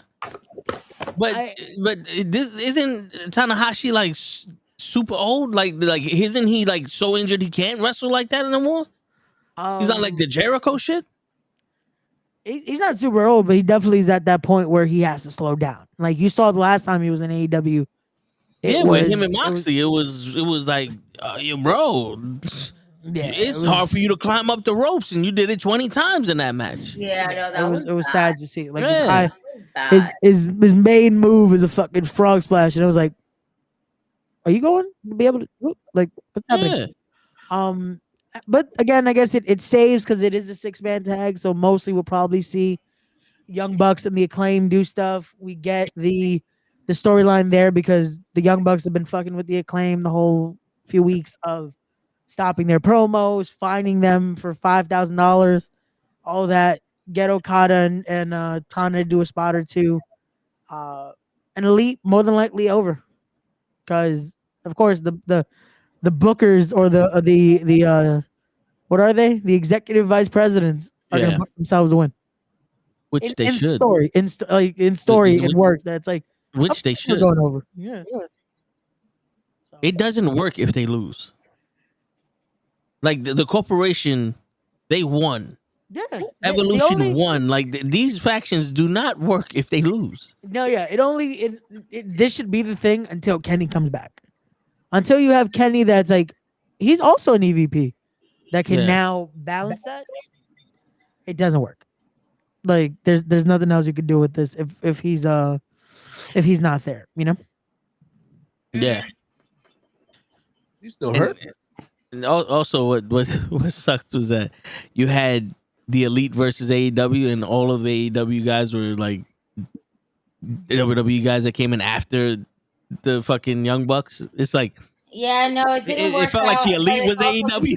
Eddie Kingston was also injured, so there was just a lot that was just, it didn't work.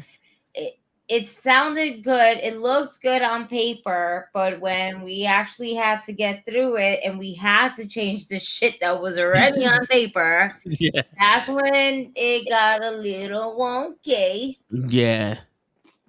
It was like the Elite are more AEW than the fucking people that wrestling. You just put fucking Okada on the other team and Darby Allin on this team, and boom, you got it.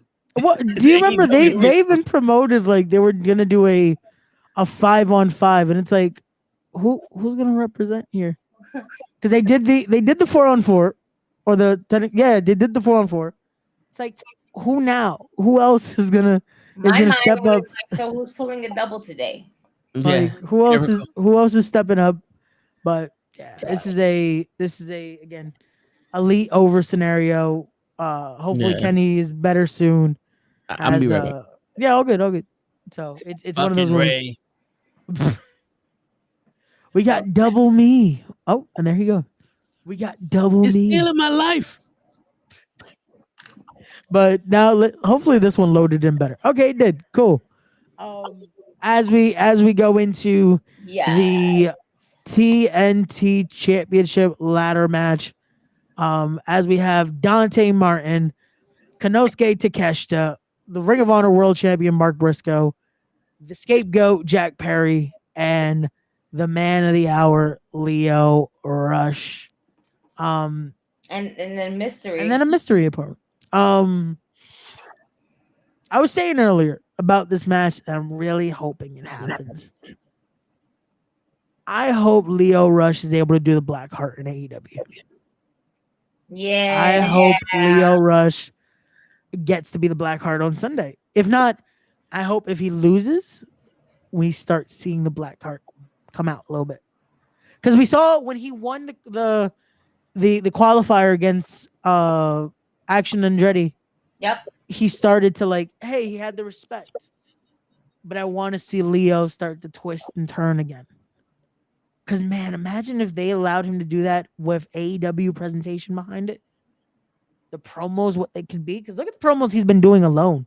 Yeah. So imagine if he gets to do that in AEW with their budget behind. Like, oh, man, that would be money. That would be money. And he's getting better and better at crafting it, everything. And the way he moves in the ring on top of that. Sheesh. I'm still mad that damn it, Tony Khan. it was a few days away. I could have spoken to Leo about this. Bro, damn it, Tony. That cut off the fucking bottom rope. Woo. Man. I've never seen that. That shit was fire. Yeah. Yeah. Oh, and Leo again, like even his moveset is so different when he's in that. Like again, Leo is a great athlete. Leo is, you see the talent there, you see the just again, he gets better every time. But with this, it's one of those where it's like, I hope they let him do it. But even then, this star-studded ladder match here, you have Leo, you have Dante Martin, you have Konosuke Takeshita, you have Mark Briscoe, you have Jack Perry, you have this surprise of who will be that last competitor. Everyone is believing, I guess, it's Hangman. That's the rumor mill here. If it's not just someone from New Japan stepping up. Oh, we're not thinking it's Hangman. Are you not liking the idea that it's Hangman? I don't like the idea it's Hangman. Why are we not liking the idea of Hangman back right now? I don't want this nigga back yet. Apparently he's good to go. He said he'll be back any day now. I'm glad that he's good to go. I just don't want him back on Sunday. Oh. Sunday's the Lord's Day. He should take off. We'll see him Wednesday, because on Wednesday, you know what that means. Like, I don't know. I don't want it. I want somebody fresh. I want somebody different. Got you. I want somebody that's, you motherfucker. That was Hangman, like, I'm coming back. Hangman, that motherfucker.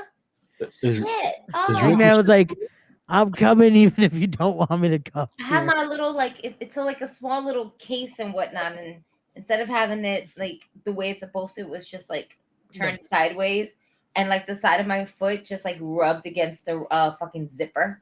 Ow. Ouch. That's why Now you know my main. But no, like I want somebody fresh. I want somebody different. I want somebody where I don't feel like it's a prediction. I want to be caught off guard. Okay, but the thing is, like, I don't think Hangman would win the title though. I think it's just the return. It doesn't necessarily mean he has to win the TNT title. I didn't say that either. Oh, okay, no, that's what I'm just like. No, I just don't want that nigga in the match. I don't want Hangman in this ladder match. He'll come back with his mustache and his cowboy shit. I'm just not. I don't want him in this match. Who would you put in the ladder match? I don't know. Somebody, but not Hangman. Who's available? Oh, it could be Dijak. That would be cool because we just saw it could be Ali. Well, I think Ali's tied up with TNA right now. I don't know if he can. Oh yeah. I forgot about that. Oh, he's getting his shoe back into WWE. Is Ricochet clear? Ricochet. I don't think his contract's expired yet, so I don't think Ricochet can show up on Sunday. But hey, if it is, that would be cool too. I want somebody.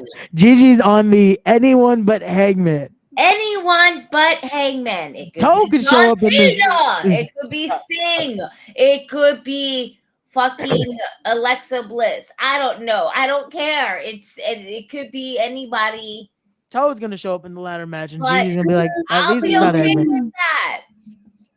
Anyone but Hangman. I'll be loud. I'll fucking celebrate him. I'll put him on the IG and be like, "Oh, you got this. Oh, you don't got this." Toe says put Jericho in the ladder match. Yeah, but listen. Oh shit! He's already pulling the double. Why not go for Yo, Toe doesn't want fucking Hangman either in the ladder match. I feel like it's just I think it's happening. It's one of those where it's like, it just they're gonna bring him back anyway. What else it could be? Because if it's the thing is, if we don't see him then, are we seeing him then just next week? Because there's another wild card in the Owen Hart tournament. Mm-hmm. So Hangman. So we want Hangman to just win the whole tournament? Because if he's in that, he's winning the tournament. Whoa! I didn't say that either. I just said you can put him in that. You can put him in that. Don't put him in my ladder match. That's what I said. I said you can put him in a qualifying match. Just because you're put in a qualifying match doesn't mean you're going to qualify to fucking win the tournament. He's facing Jeff Jarrett. It's okay. He can, you know what? He wants that win. He can take that win, but that don't mean he going to win the tournament because that's it. He has other niggas to fight. And they're going to beat his ass. No. That's fine. That's fine. Shit. That is fine. But not the ladder match. You know what? I'm going to look at who's fucking available or something like that. Because this is... I don't know. I can't wait for Hangman to show up in the ladder match. This is I going to be just funny. took off my nails. Got me a fucking like... Ugh. I don't want this nigga in my fucking Asian... Len fight water and a vegan. Jesus. I'm sorry. I just scrolled down. I wrote Forbidden Door and I see Shane McMahon. It could be Shane McMahon. Oh no, please. Blowing out his quad so we can just laugh again. Blinky, blinky. Oh, no, please. Maybe Just somebody from New Japan that who hasn't been announced for New Japan because I feel like we've seen all the same motherfuckers that we've seen. I don't feel like this is a Forbidden Door. Why? Because it's the same niggas that go through the same fucking door. It's eventually you're gonna lose the mystique of it being a Forbidden Door because this we've already seen. Like right now, the big Forbidden Door is the TNA WWE one because that's something that you never thought would happen. This is something where it's like it's still cool. Don't get me wrong. Seeing partnerships like this and being able to see a card like this is great. It's still awesome. Absolutely, but it's losing the whole forbidden part, right? Yeah. Like, we're not supposed to go through this, but we're always gonna go through it, and we will continue. But the thing is that we need a different crossover. I think the biggest match that's actually a Forbidden Door this weekend is this one. Because it's Mystico, who is 90% of the time been a CMLL guy outside of when he was in WWE, teaming up with 2 AAA guys in the Lucha Bros. That's fucking fire. But the Lucha Bros have said they're not working for AAA this year, so they're no longer AAA guys. But to the wrestling world, this is the biggest, like, oh shit, this is happening. Because you got Mystico and the Lucha Bros teaming up against Los Ingobernables de Japón. You got Yuta, you got Titan, and you have Hiromu Takahashi. And this should be good. It's so fucking good to watch. It should be good to see. Yeah, this one's gonna be good. This is definitely, and this is one where I get why it's on the 0 hour, because they have so much on the card, but it's like, damn, this could have been a made card match, because this is gonna be fun. It should have been, I think, but the thing is that you got to get the crowd ready, excited, and all this other shit. But man, like, what are y'all doing with the Lucha Bros in general? Like, y'all fucking give the titles to them. Give them a fucking run. It's getting stale. The fucking tag team division, the trios tag team division, slightly stale lately. But this particular match just has so... It's going to be fast paced. It's going to be something where if you blink, you might miss something. It's going to be so hard. The chops that we're going to be hearing and the kicks. Oh, man. It's just like, this should have been on the main card. Yeah. If anything, this should have been, there should be like, wait, is there a trios match? Yeah, the Elite versus No. Oh, wait, the Acclaim? Yeah. Is there No, another no. It's well, yeah. It's the Elite versus the Acclaimed and Tanahashi, and then it's the What is there Learning Tree besides them? The Learning Tree versus Samoa Joe, Hook, and Shibata.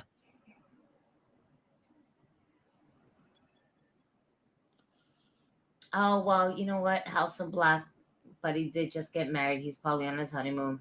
Okay. And Buddy's hurt. Remember, Buddy's technically hurt right now. Oh, shit. That's right. I think that's also why I forgot about that. That happened like, what, 2 weeks ago? Yeah, I think that's actually why they, I guess, finally decided to do this. Was because they both have some downtime right now.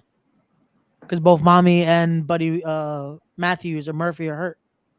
That makes sense. No. All right. I guess I'll settle. I ain't got Are you selling? You're selling for Adam Page in the ladder match? Adam Page will be fighting Jeff Jarrett on Dynamite, and he will qualify for the match, but he will not win the tournament. I do not want Adam Page in the ladder match. I do not want Adam Page in the ladder match. I do not want Adam Page in the ladder match this coming Sunday at Forbidden Door. I'm saying that as many times as I can, because what I'm trying to do for you guys in the world is to manifest that Adam Page will not be in the ladder match at Forbidden Door. No. So, what do you think? Would you like to see Hangman in the ladder match? No. I mean, according to Gigi 7 times, so I don't know. Oh shit! I can't wait for the text when that fucking happens.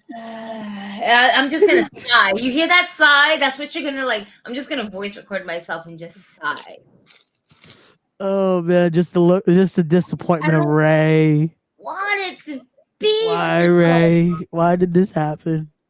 But as we talk about the Owen Hart tournament here, there is a huge semifinal matchup happening on Sunday, as it will be the American Dragon himself, Bryan Danielson, going head to head with Shingo Takagi.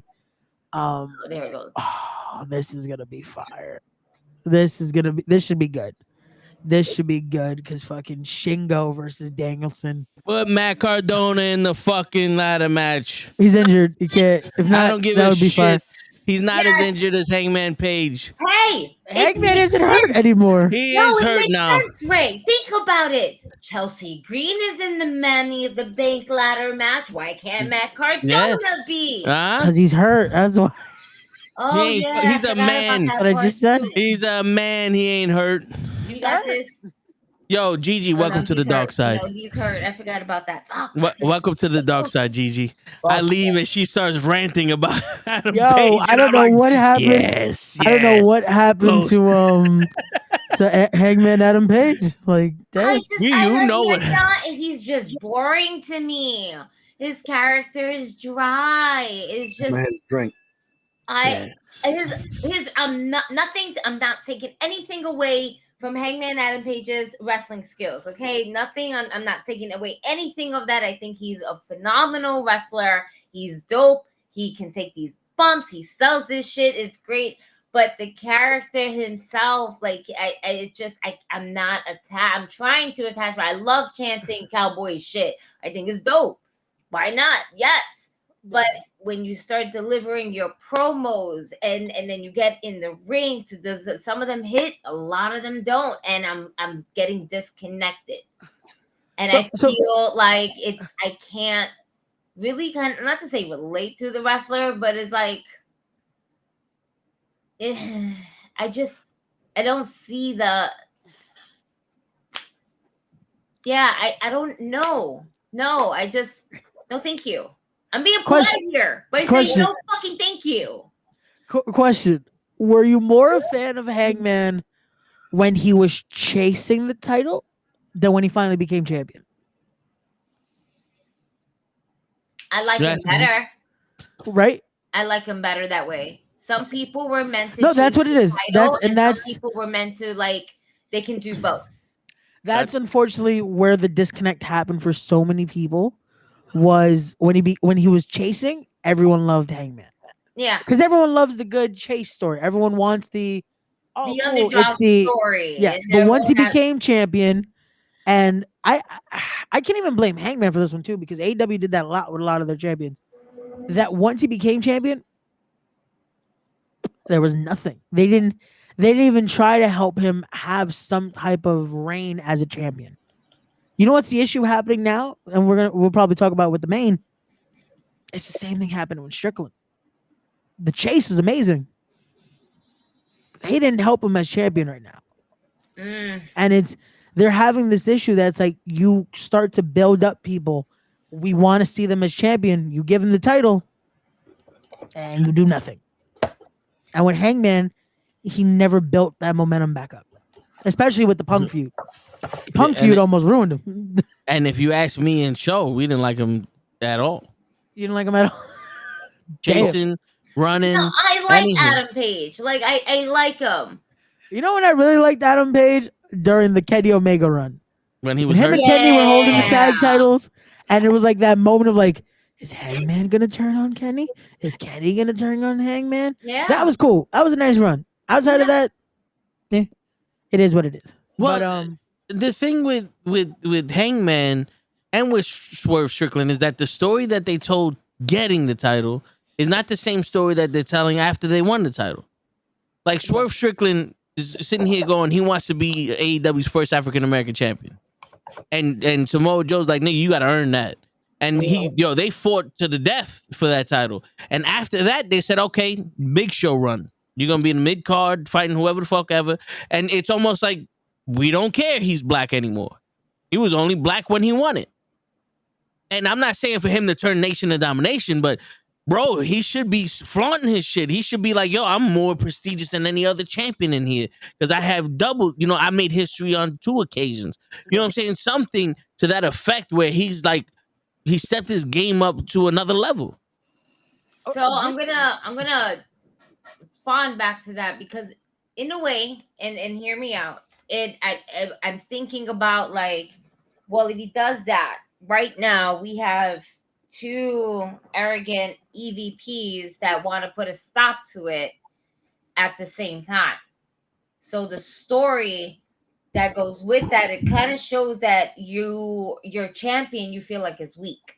It is not to say it's making Swerve Strickland weak, but like you're building down the character as opposed to building up. Yeah. It's like we're up there. Now we're at the top. Who's coming for me? Right now you're making Will Ospreay here. Yeah, it almost looks like he's about to win that title. Yeah. I don't And again, as it should be, but the problem is you're also supposed to still make it seem like Strickland has a chance. right. Yeah. And right now, like when it comes to this match on Sunday, I wouldn't be surprised if Ospreay walked out as champion. And that shouldn't be a thing. Because Strickland just fucking won it. What is this? His second title defense, technically?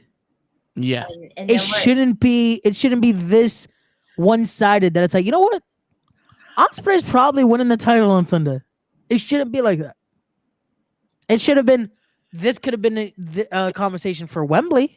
Yeah. That it's you know what? Ospreay could probably win it because it's home. Yeah. But here, it's like, what makes it even worse was that before Strickland was the champion, everyone wanted to see Strickland because of the swerve when I drive and that's not even helping him. Like they should want to see him even more because they want to swerve when they drive. But now he's the champion. He should be the hottest thing on this show right now. You know, and he's being booked as like a middle card. Yeah, and if the EVPs want to get stop him for that could have been a good angle because it would have almost like made fun of Vince trying to do that to Kofi. But if you did it in a serious way, it's like more ironic and shit. Yeah, but that's another thing too with this whole gimmick with the Young Bucks, and I know we're kind of like doing a full circle before it because we started talking about Bryan Danielson, and then we got. Yeah, that was my fault. I ramsacked you. But nonetheless, it's good. There's too much. I love silly wrestling. We all love silly wrestling. We love goofy shit, like certain things. We love mystical shit. We love the art that is professional wrestling. But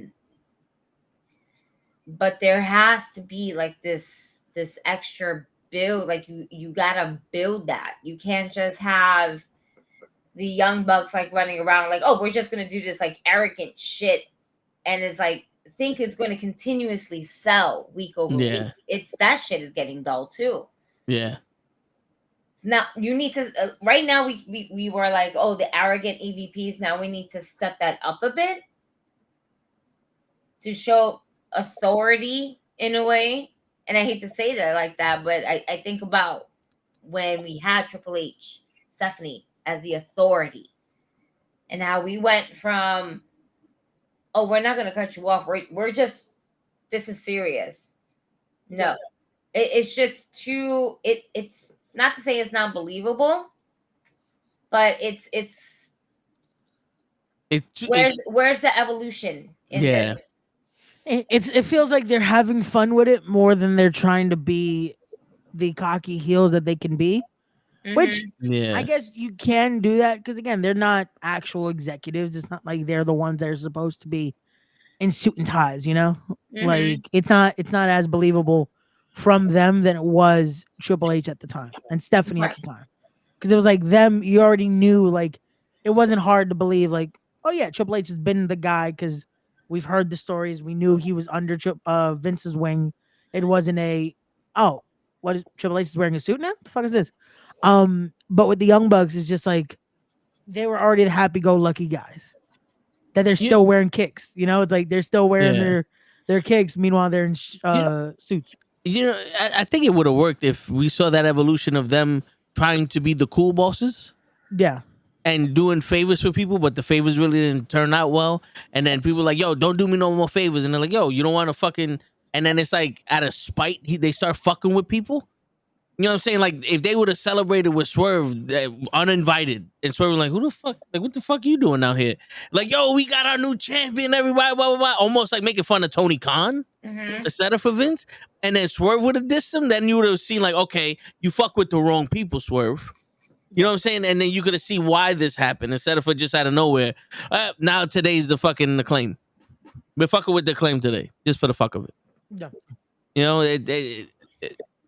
those little things matter. And like, I don't want to say it seems fake, but it's almost like this is a rehearsal, but we're watching it live. They haven't worked out the kinks. They just said one take, we got it.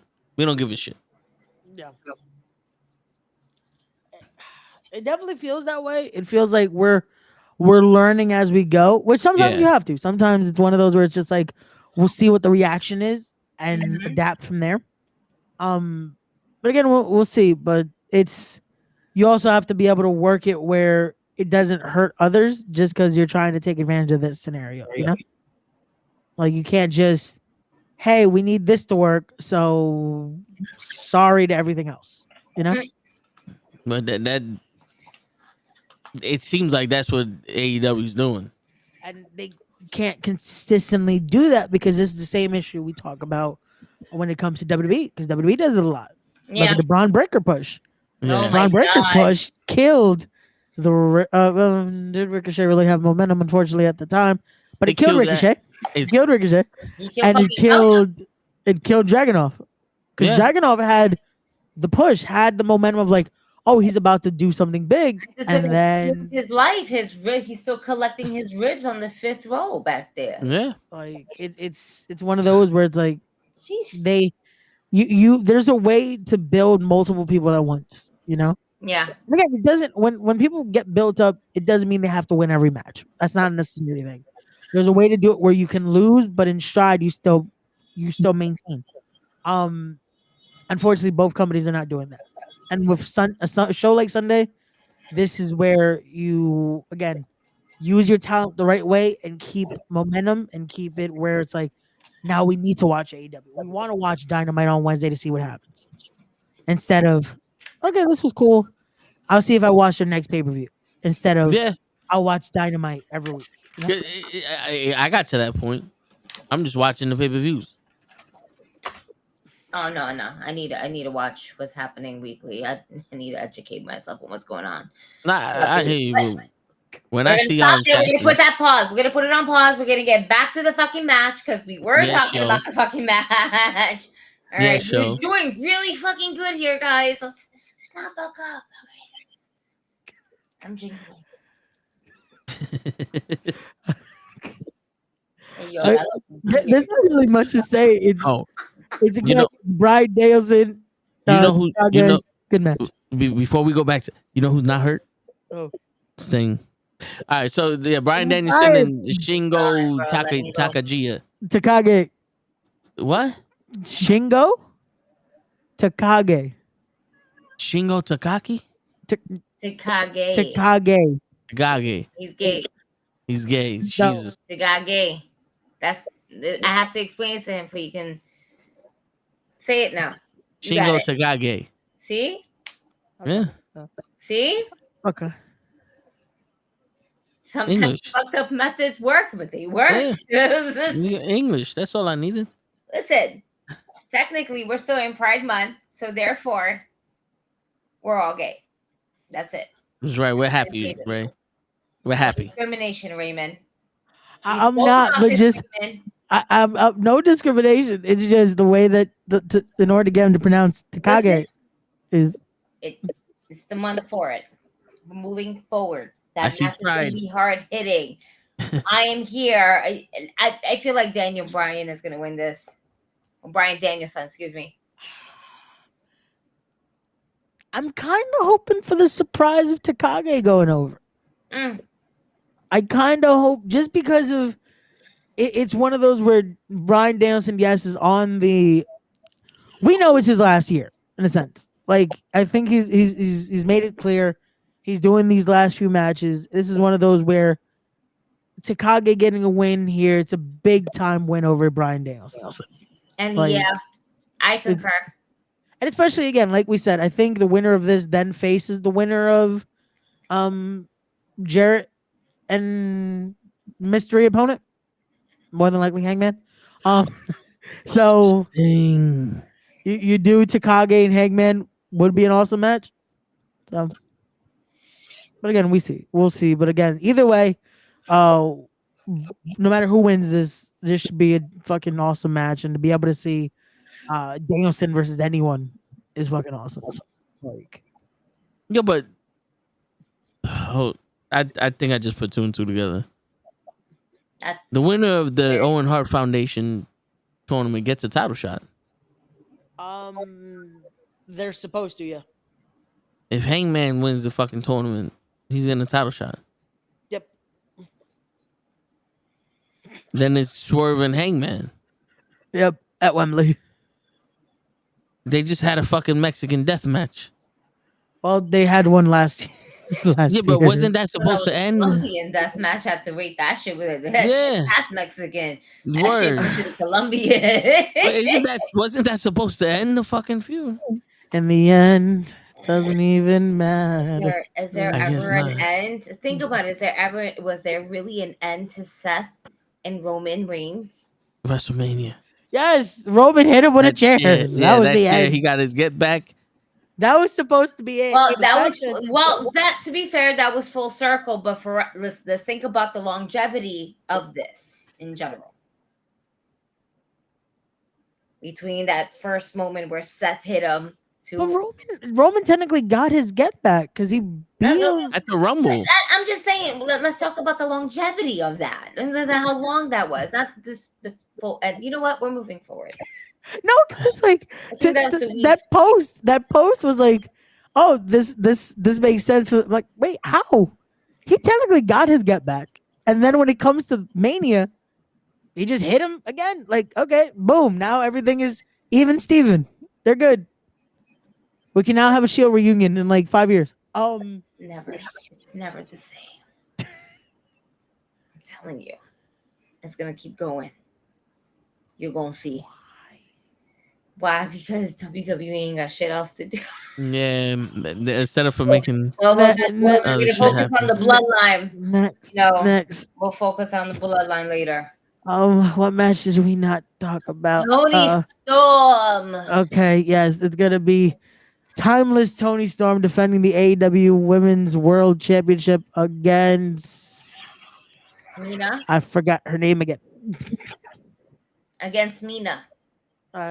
I was trying to learn how to pronounce her last name. And, I went with the first name. Boom. I'm sorry. I want to say it's Shirakawa. I want to say that's how it is. Hopefully, Shirakawa. Yeah, Mina Shirakawa. I know how to say a woman's name. But it should be good. Again, you have representation of Josie's. Coming out of their believe her and Mariah May were the ones that knew each other more. So this should be interesting to see the pairing here, see what happens. And it's all for the love. It's always cool to see Josie. Yeah. So Mira Shirakawa. Okay. The librarian from AEW, that guy that was with Blue Pants. Yeah. He did an interview with her and he just introduced her as Shirakawa. Oh, okay. Thank you, Peter Avalon. Word. Why you just did that so aggressively? Yo, facts. What happened to Peter Avalon? What did the scream do to you? Nah, just like word, like damn. Don't get comfortable being on my screen. His nigga was being comfortable, like he was just trying to help your ass. Something tells me there was like a fly or something there. That's what Toe tried to scare off. He was checking homeboy that was in the video. Wow, bro. Like, Peter Avalon. Yo, word. That's in your head. He ain't just talking to you like that. Yeah. He's trying to just introduce her. Word. Name? Shirakawa. There you go. See, you can learn something new every day, and the more you know. That's it. That's all you want to do. But nonetheless, this is going to be a really fun match to watch. Especially with Mariah May just being in the mix of everything. Now, do we see her play a role in this? Do we see her just being on opposite sides? Do we see a heel turn of just, her turning on Tony Storm?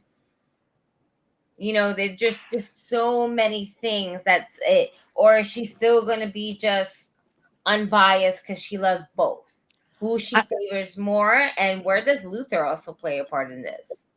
I think the biggest thing is people are going to expect the turn on Tony Storm, and they might tease it but we then just see her help Tony Storm in this. Like, I feel like it's gonna be she's gonna help Mina because again, the team and all that history, and it's like one of those, and nope. What? But what if this is a clean win and Shirakawa turns, and she's with Tony Storm now?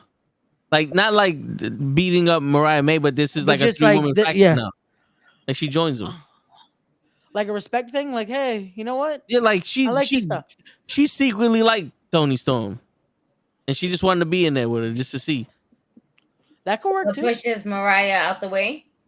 Kind of like I mean, if we're gonna evolve this, yeah, you would have to be who's the favorite. I could see that. Maybe because also on the 0 hour, Mariah May is facing off against Saraya, so you have So Saraya go over there. Long ass hour. Yo, this is There's like 5 matches in that hour. so you could have Mariah May unfortunately lose that match. Yeah, and have that be the start of like, hey, I could have won Yeah. And the tournament for us. if I'm not mistaken, Luther got caught with the towel when he took it away from Mariah May, and Tony Storm said, "How dare you?" Right. So there was a little crack in that little armor there. So maybe she could be taking Luther's spot. There you go. Start the little dissension there. Have something. I mean, and that has been happening for weeks, right? Where Tony's like leaving Luther in like the dust, and he's like, "What's going on?" And then he's like chasing after her. You know, so there's a lot that we can play with on here. Yeah.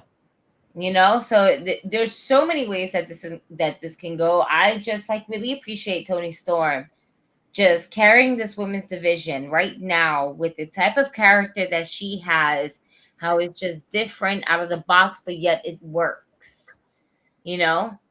And we're going to have someone eventually bring her back to reality. And I'm really hoping that at Forbidden Door, we're going to get Jamie Hayter back. Like, that is something I'm looking forward to. Is there a wild card in the women's Owen Hart tournament? Pull it up. It should be on there, right? Or no? It's not on for this card now. Oh, then because if there, I'm hoping there is, because that might be the best spot for it. Because it's just like there's legit. Tony confirmed Britt Baker's now out with an injury, so that's why she's been out this whole time. She's still dealing with an injury. Yo, the AEW website sucks. Yeah, they legit have a lot of the stuff isn't updated. No. So, I don't know. That's why I don't check that. But it is what it is. Yeah. Stop spending the money on fucking wrestlers that you're only going to showcase for a certain amount of weeks. I can't even say months, but weeks. Okay? And pour more money into your at least social media page, bro. Your word. Like, for the amount that you fucking pay for all them fucking WWE guys that fucking left, for Sting, for everybody that you got in, you could have put that money onto a web designer and someone that's gonna run that page smooth like a baby's ass. Word. Yeah. Yeah. What are we doing? Where are we missing? Like,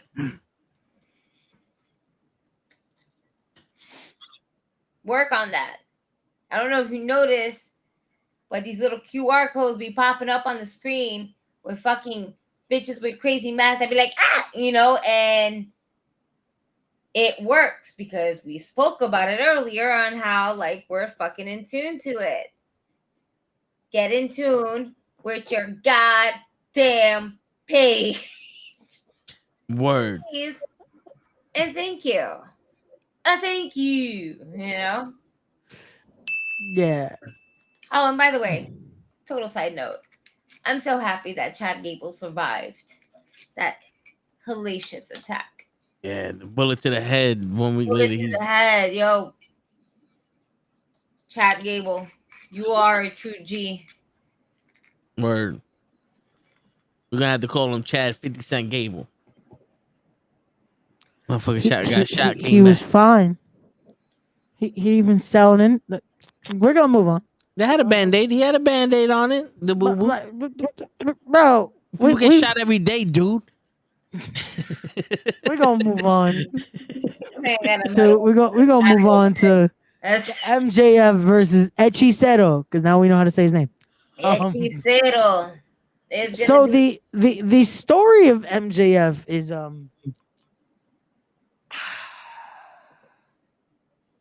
Triple H. But no, when Triple H came back and from his quad injury, he came back and went straight to the title picture. MJF he wrestled Roosh.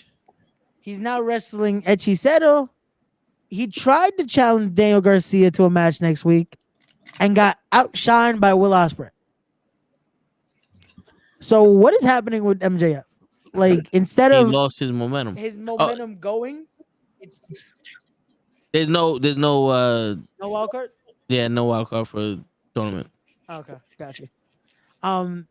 His momentum legit is just going downhill, and it's like he should be like ready to be a fucking crazy baby face here, and just go somewhere with it. And it feels like they don't know what to do with him right now.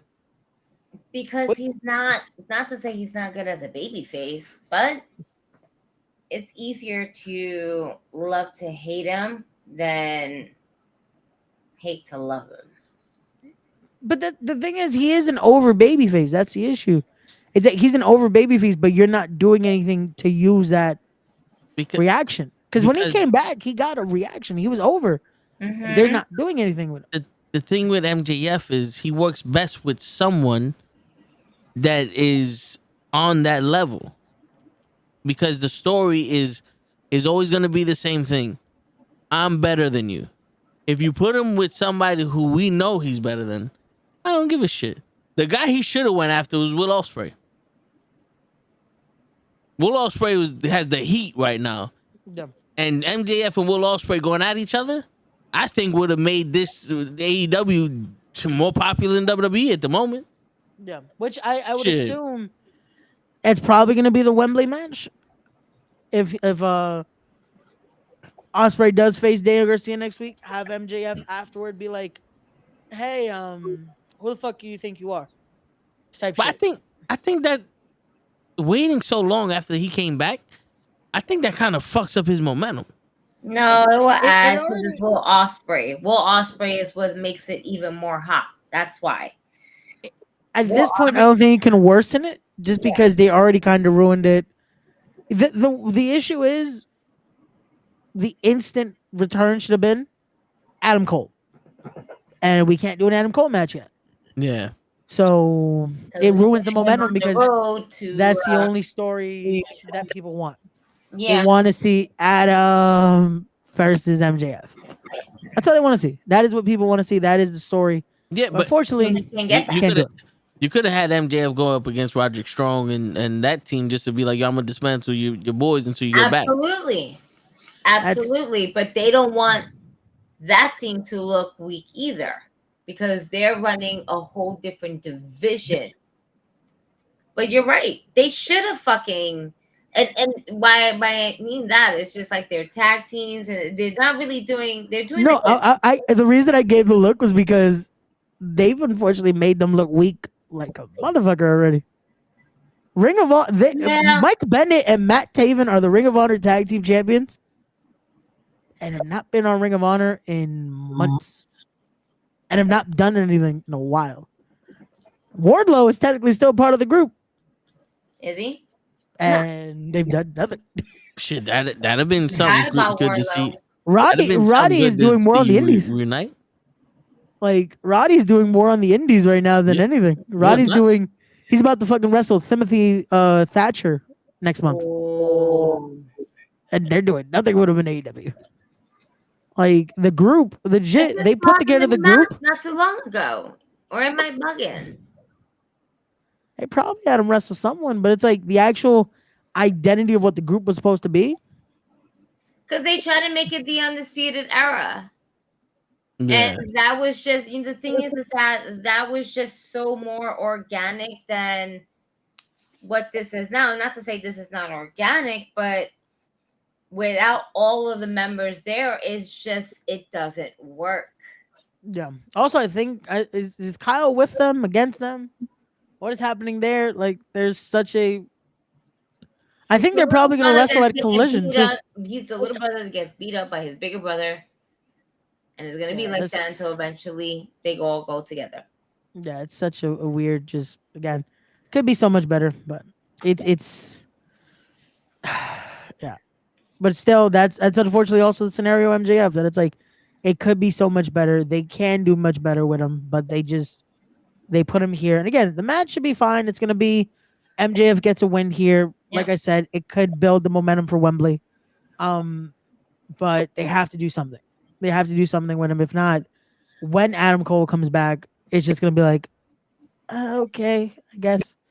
Instead of, oh no, this is what we were waiting for. Like now we want to see it. Instead of, well, cool. Well, I think if you're gonna put Adam Cole come back, I think it should be Adam Cole and Wardlow, because they already planted that seed. Every time Wardlow turned around, Adam Cole was giving him the dirty looks. It's definitely that's gonna end up happening, but I don't think you do that first. You have to do this. The thing is, if you do that first with MJF going to Will Ospreay, you can potentially bring MJF and Wardlow back together. One night only, team versus team. That you.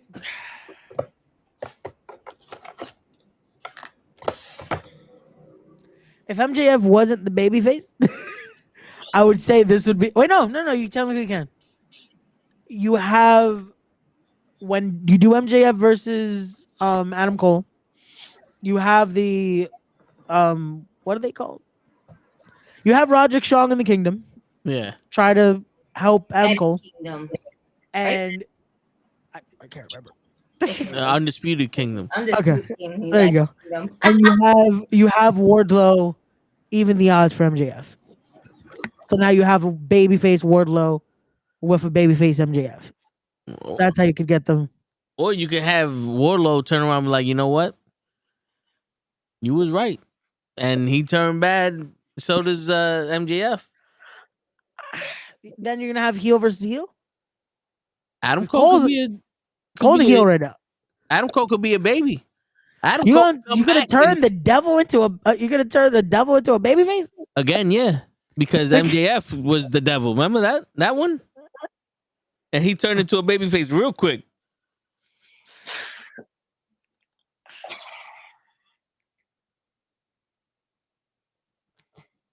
We shall see. We're giving more thought into this than I unfortunately feel like they are right now.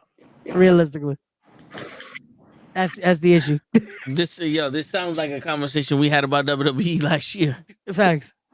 But we shall see where that goes. Yeah, and it is Undisputed Kingdom. It is? Yeah, I don't know why I blanked out on the fucking team name. There's so many teams. Facts. But the IWGP Heavyweight Championship on the line. Jon Moxley defends against Tetsuya Naito. And Naito has stated if Jon Moxley defeats him, he'll also give Jon Moxley his spot in the G1 this year. Now this is gonna be fucking good. Oh my god. I fucking love Naito.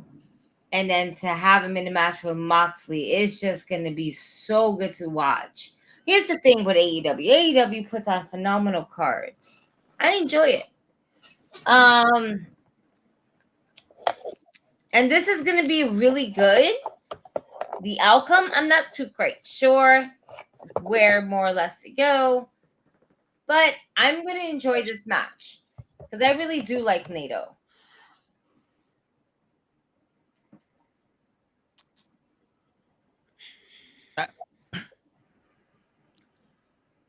What are you thinking, Ray? I'm kind of indifferent about this match here. Really? I think this match would be better in New Japan. Not even, because the thing with Naito has been, he was technically gone. So for a show like this, Naito's the guy that's gonna bring the title back to New Japan. Because I think Naito's winning. That's Why the thing. not an OG? I mean, And you have the guy that was always against New Japan win it. Because that's been the remember, Los Ingobernables was started because we were against the system. Naito has never been the New Japan guy, in a sense. So it's like that's it true. just No. it's You know what? You're right. That's true. so it's a little weird on that end that it's like Naito. Again, the match itself is gonna be great. Don't get me wrong, the match is gonna be good. Over though. But What if he does go over? No, I think he is. That's the thing. I think he is. That's why I'm just like indifferent. why not? That gives him more fuel to the fire.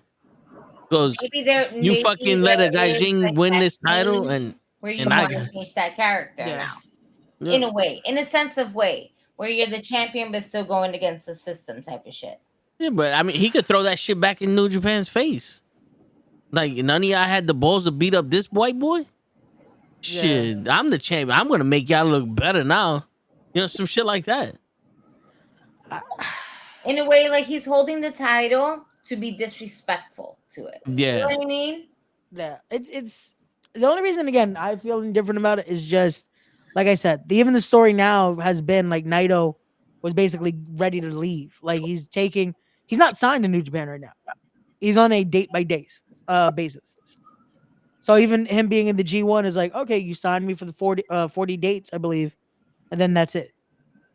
Yo, those negotiations, man. Oof. Like, so him winning this is one of those where it's like, you guys didn't even want me to get my rightful title shot years ago. Because I don't know if y'all remember, it was the year Naito won the G1 the first time. He was supposed to face was it Okada at the time? I believe it was Okada. Yeah. And it ended up being Shinsuke versus Tanahashi for the IC title. Yeah. That was the first year that the IWGP heavyweight title was not the main event. Yeah. It was the Intercontinental title. But then didn't he fight Homeboy and was like, yo, you disrespecting me with that shit? Like he resented the Intercontinental Championship when he won it? He didn't even win the world title. No, he faced for the world title. I'm saying years later. He won the Intercontinental title and he resented it. It was like, this is garbage because what you did to me. Bro, when he won the world title, he legit would throw it. He basically treated it like garbage because it's like, I don't want it anymore. Yeah. So with this, it's like it would be interesting to see what his play is gonna be. Is he just gonna now be the champion, or is he gonna be the guy that's like, hey, here's your thing, I got it back for you? Like, maybe he wins the title and does the same shit and throws it out. We shall see. And he goes, now no one's the champion. Well, and that G1 Classic could be G1, to determine the champion. But that's a long tournament to determine a new champion. Hey. Especially when this is the first one that you don't have a lot of the main players in. Because a lot of the guys that were in the part of the G1 are now signed either to the E or signed to AEW. Mm-hmm. So you don't have a lot of the guys you usually do.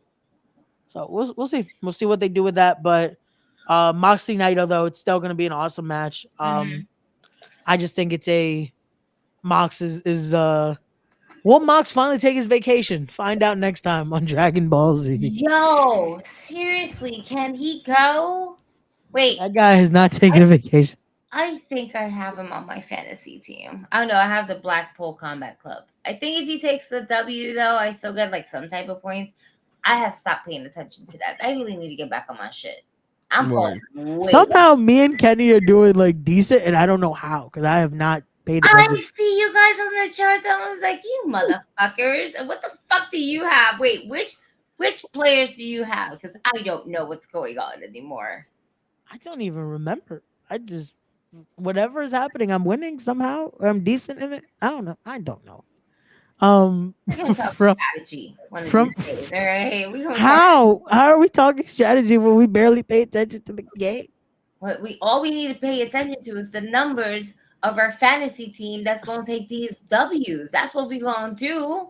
That's all we have to do. That's it. That's it. Just get these W's. Have we spoken about Orange Cassidy and Zack Sabre Jr.? Yes. We Okay, brought up Then TMDK we're never gonna kneel. showing up. Oh, right. Yeah. I think the only match we are missing outside of I think another 0-hour match is the main. Well, yeah, Willow and this girl. And for some reason that I did not put that graphic here. Oh shit. Bro, So it's I Willow got and every Chris graphic. Statlander, right? It is. It's a tag team match. Is it? I Yeah, thought it was Willow- the Owens Hart. So it's Willow Nightingale and Tom Nakano versus Chris Statlander and Momo Watanabe. Oh, yo, you know who I miss? What the fuck? The Queen, Emi Sakura.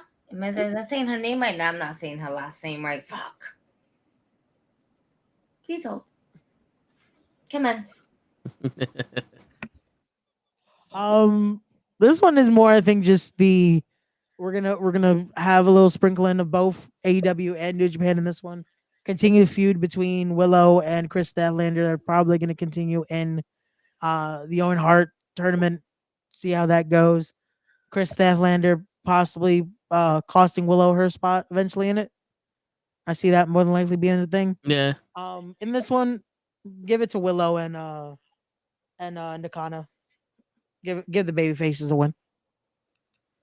And have Stokely just be mad. I mean, why not? It's not gonna hurt him. And I'm not gonna lie, I feel like Watanabe is also a baby face, so it's gonna be the funny thing of just three baby faces afterward looking at them like, yeah, we don't like you. I feel like Watanabe is usually a baby face in for Joshi promotions, if I'm not mistaken.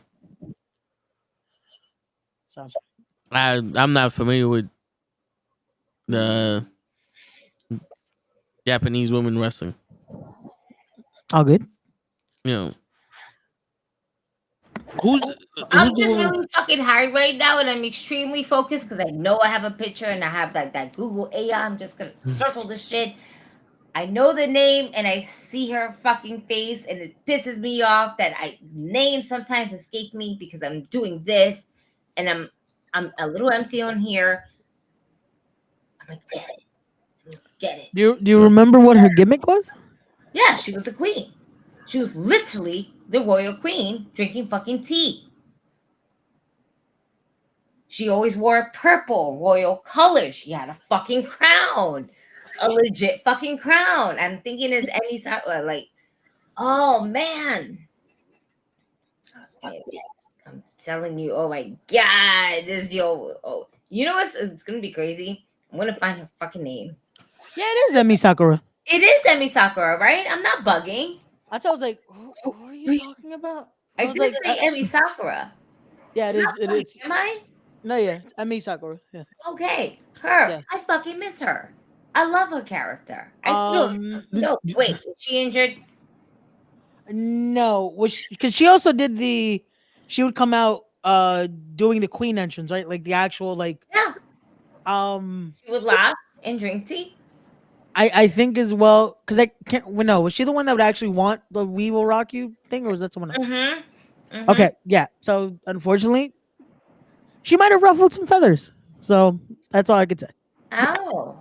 Yeah, if I'm not mistaken, because of a certain Wembley entrance. Yeah. Yeah. Well then, there Yeah. goes. Oh, she came out as queen, like the rock star, not as a queen. No. Like she came out like a royal queen. Oh, okay. Because wasn't there a woman that dressed up like Joey Mercury? She Yeah, was Freddie Mercury. I was gonna Yeah, say Shakira. Yeah. That was the one. No, so that was the one. But I mean, Sakura, I believe that there might be just a travel issue at that point. She might have visa issues and everything. Who's the woman that was strong weight champion, but then went to NXT's show, like was in the crowd? Julia. Mm-hmm. Is she in NXT? She was supposed to debut at the pay-per-view next Sunday. Unfortunately, she is injured, so she will not be able to wrestle. She was supposed to wrestle Roxanne Perez, and she was also supposed to be at the debut Marigold event, which is the first of the new Joshi promotion that is based off the guy that was helping run New Japan, his promotion. But unfortunately, she is injured, so she cannot wrestle either show. Damn, that sucks. Yeah.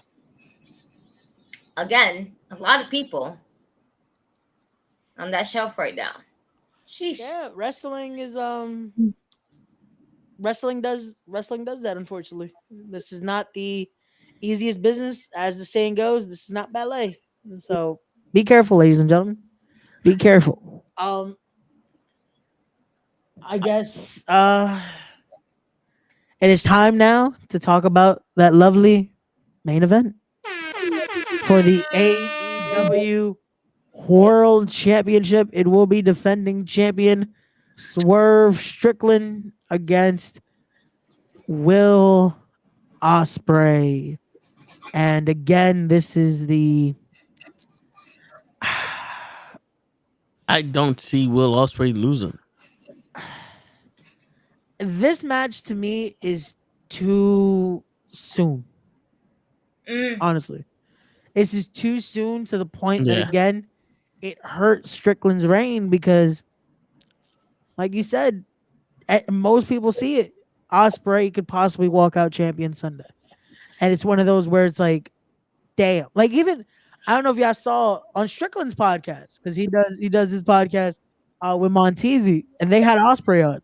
And legit, he made the joke. He's like, "Well, people are already saying it, so here you go." Like he gave him the title. Like he made the joke. Like, "Oh, they're already saying you're beating me at Wembley." Meanwhile, we didn't think it was gonna happen now. And it's like, it would have probably been a better match. Not a better match, but it probably would have been a better amount of time in between if they would have done it at Wembley instead of rushing it to now. I still believe that's where Strickland is going to go over.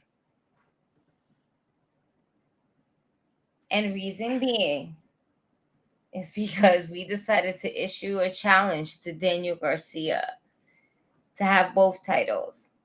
And they're not going to do that. Therefore, Swerve Strickland is going to retain. He's going to put one title on the line. Tony Khan, Tony Khan is petty as fuck. And I'm going to fucking say it like that. Because what WWE is doing with Damian Priest is like, all rise, right? I'm not a transitional champion. Yeah. And in a sense and way, you have to think about that. Like, I don't want Swerve Strickland to be a transitional champion, especially when you have the influence of Mercedes Moné. Right? Hear me out. Because this man is paranoid all the time. That's what we see. Or crazy. I don't see Swerve Strickland. Wembley, sure. This event, no. I see Swerve still going over. We built up other events. Remember, you fucking throw Hangman in there in the Owen Hart tournament. And, he qualifies a match against Jeff Jarrett because Jeff Jarrett is going to just put the younger guys over. He's doing this for Owen. Maybe it goes over. Maybe he doesn't.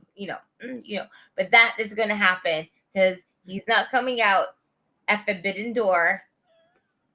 At the I can't wait for Hangman to come out in the ladder match. It's going to be great. Nah.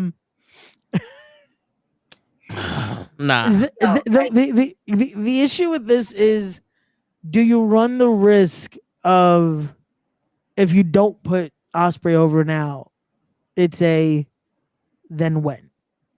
Because it can't be at Wembley anymore because the winner of the Owen Hart faces Strickland at Wembley.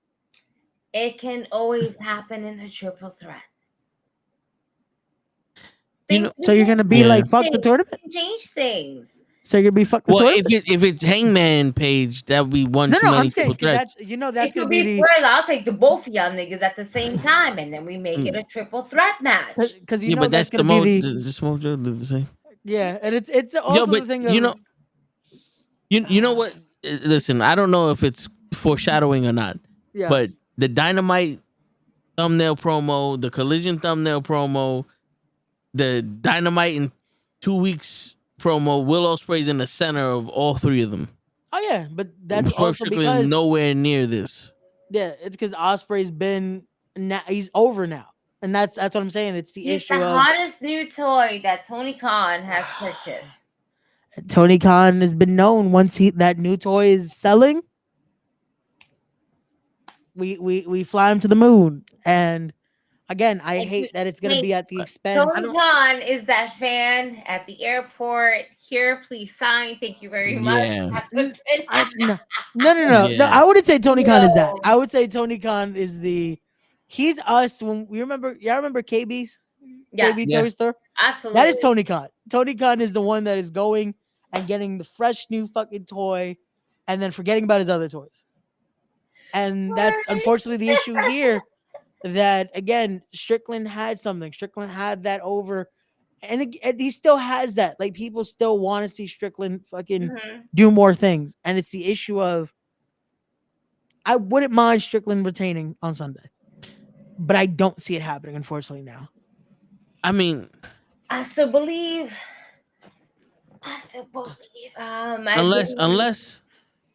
Unless Hangman Adam Page interferes in this match and is the to be determined guy in the tournament. Because then you could do the whole triple threat shit where Will Ospreay is, hey bruv, I had no problem with you, but you fucking interfered in my shit. Now we got a problem. Trust me, I hate that idea also, but I wouldn't have the interference just because then you open the door of why wouldn't they just interfere in his match on Wednesday? Yeah, because they have more respect. No, and they were banned. Tony Khan just banned them from from ringside for every Owen Hart match. Yeah, I love how we're adding on to why no one can retaliate. Apparently, yeah, someone needs to tell the story. Oh man, again, I really hope Strickland retains, but we'll see what happens. We'll see what happens with it. No, like I said, you already said Ospreay. Because again, are we surprised if it happens though? Because they're not doing nothing with Swerve, and Ospreay has the heat. That's the issue. It's like you killed that momentum again. It's another champion that it's like we wanted to see it, and then now we no longer want to see it. So what then? I feel like this is like the curse then of the AEW heavyweight champion. Like, so what? Now we get Will Ospreay as a champion, right? Is the win more significant now in this moment, or will it be more significant at Wembley? And I think it would have been more consideration. And let's take this into consideration. Let's just say Tony Khan said, "I want you over as my champion." You know, I appreciate that, bruv, but I actually would rather wait. Where do you want to wait? Wembley. Maybe he's the one that's calling like, nah, I want to win in front of my people type of vibe. Well, I would have waited to do the match then. I don't think that's what I'm saying. It's the issue of booking it so early that now it doesn't make sense for them to fucking wrestle again next month. Yeah, or in August, whenever it happens. Yeah, August. That's defending why you the title at Wembley is. That's why you add as a triple threat to make it just, you know, you still have one built up rival, right? Building up a story. Hear me out. And then you have like, no, fuck you. I won the title. It's my shot. And then we like start fighting for it. Please, God, something like some build up to it. Like, you know what I mean? Like, I think I see it. Make it it's more just interesting. I think again they ruined what it could have been by jumping the gun. Because that's what this is. Like you again, Wembley, Ospreay should have had that title match. That's when it should have happened. And it shouldn't be the winner. Like it shouldn't be hey, what are they doing with the King of the Ring? We're gonna do the same with the Owen Hart tournament now. Yeah. Yep. It shouldn't have been a thing. It should have been the winner of the Owen Hart tournament gets the nice championship that they do, and possibly a TNT championship match. That's what it should have been. Mm-hmm. It shouldn't have been for the world, because now you are now making it where whoever wins faces Strickland or faces Ospreay. And again, it's one of those where this, like I said, I feel like it's jumping the gun. It's you kill the momentum for both, because it's like if Ospreay loses, then it's like, okay, back to the line he goes. With Strickland, it's like, now what do you do with Strickland? Like, you just had someone that was on, everyone wanted to see him finally win it. He wins it, and then we don't get any actual reign out of it. We get the Christian match, and that was about it.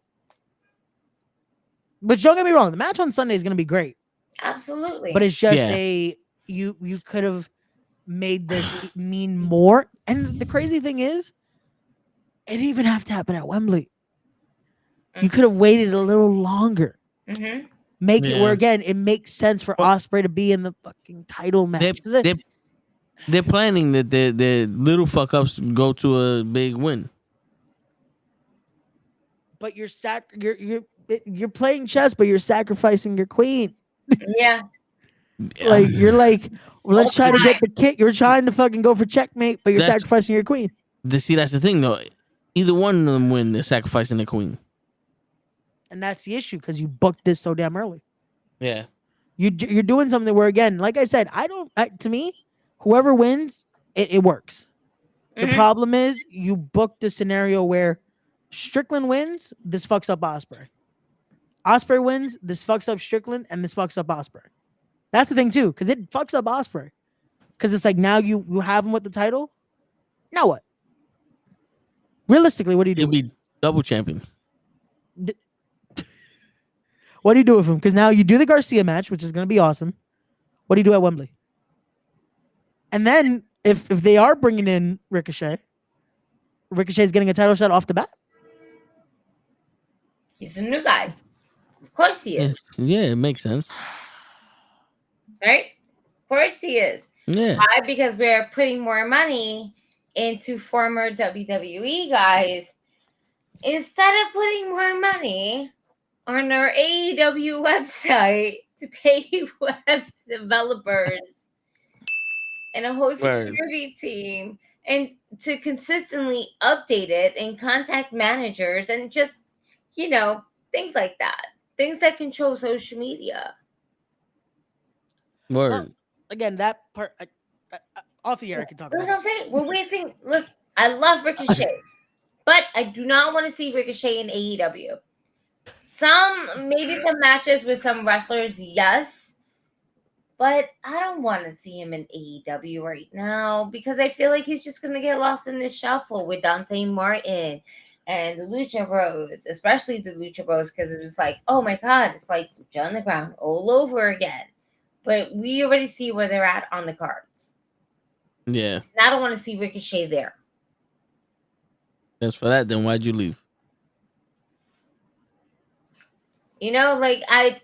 I think that's where I'm at with him. Do I want to see him with other promotions? Sure, absolutely. Do I want to see him immediately in AEW? If it was a one night only type of thing, yeah. If it's like kind of permanent, and when I mean kind of permanent, I mean like anywhere from 6 months to about a year. Yeah. Because the minute they announce that match, the minute the fucking match ends, all leak graphic, Rick Gaucher or Trevor Mann. They'll probably call him Trevor or something. They probably just they'll probably use his real name, because I don't think they can use Ricochet. No, his last name's actually Mann.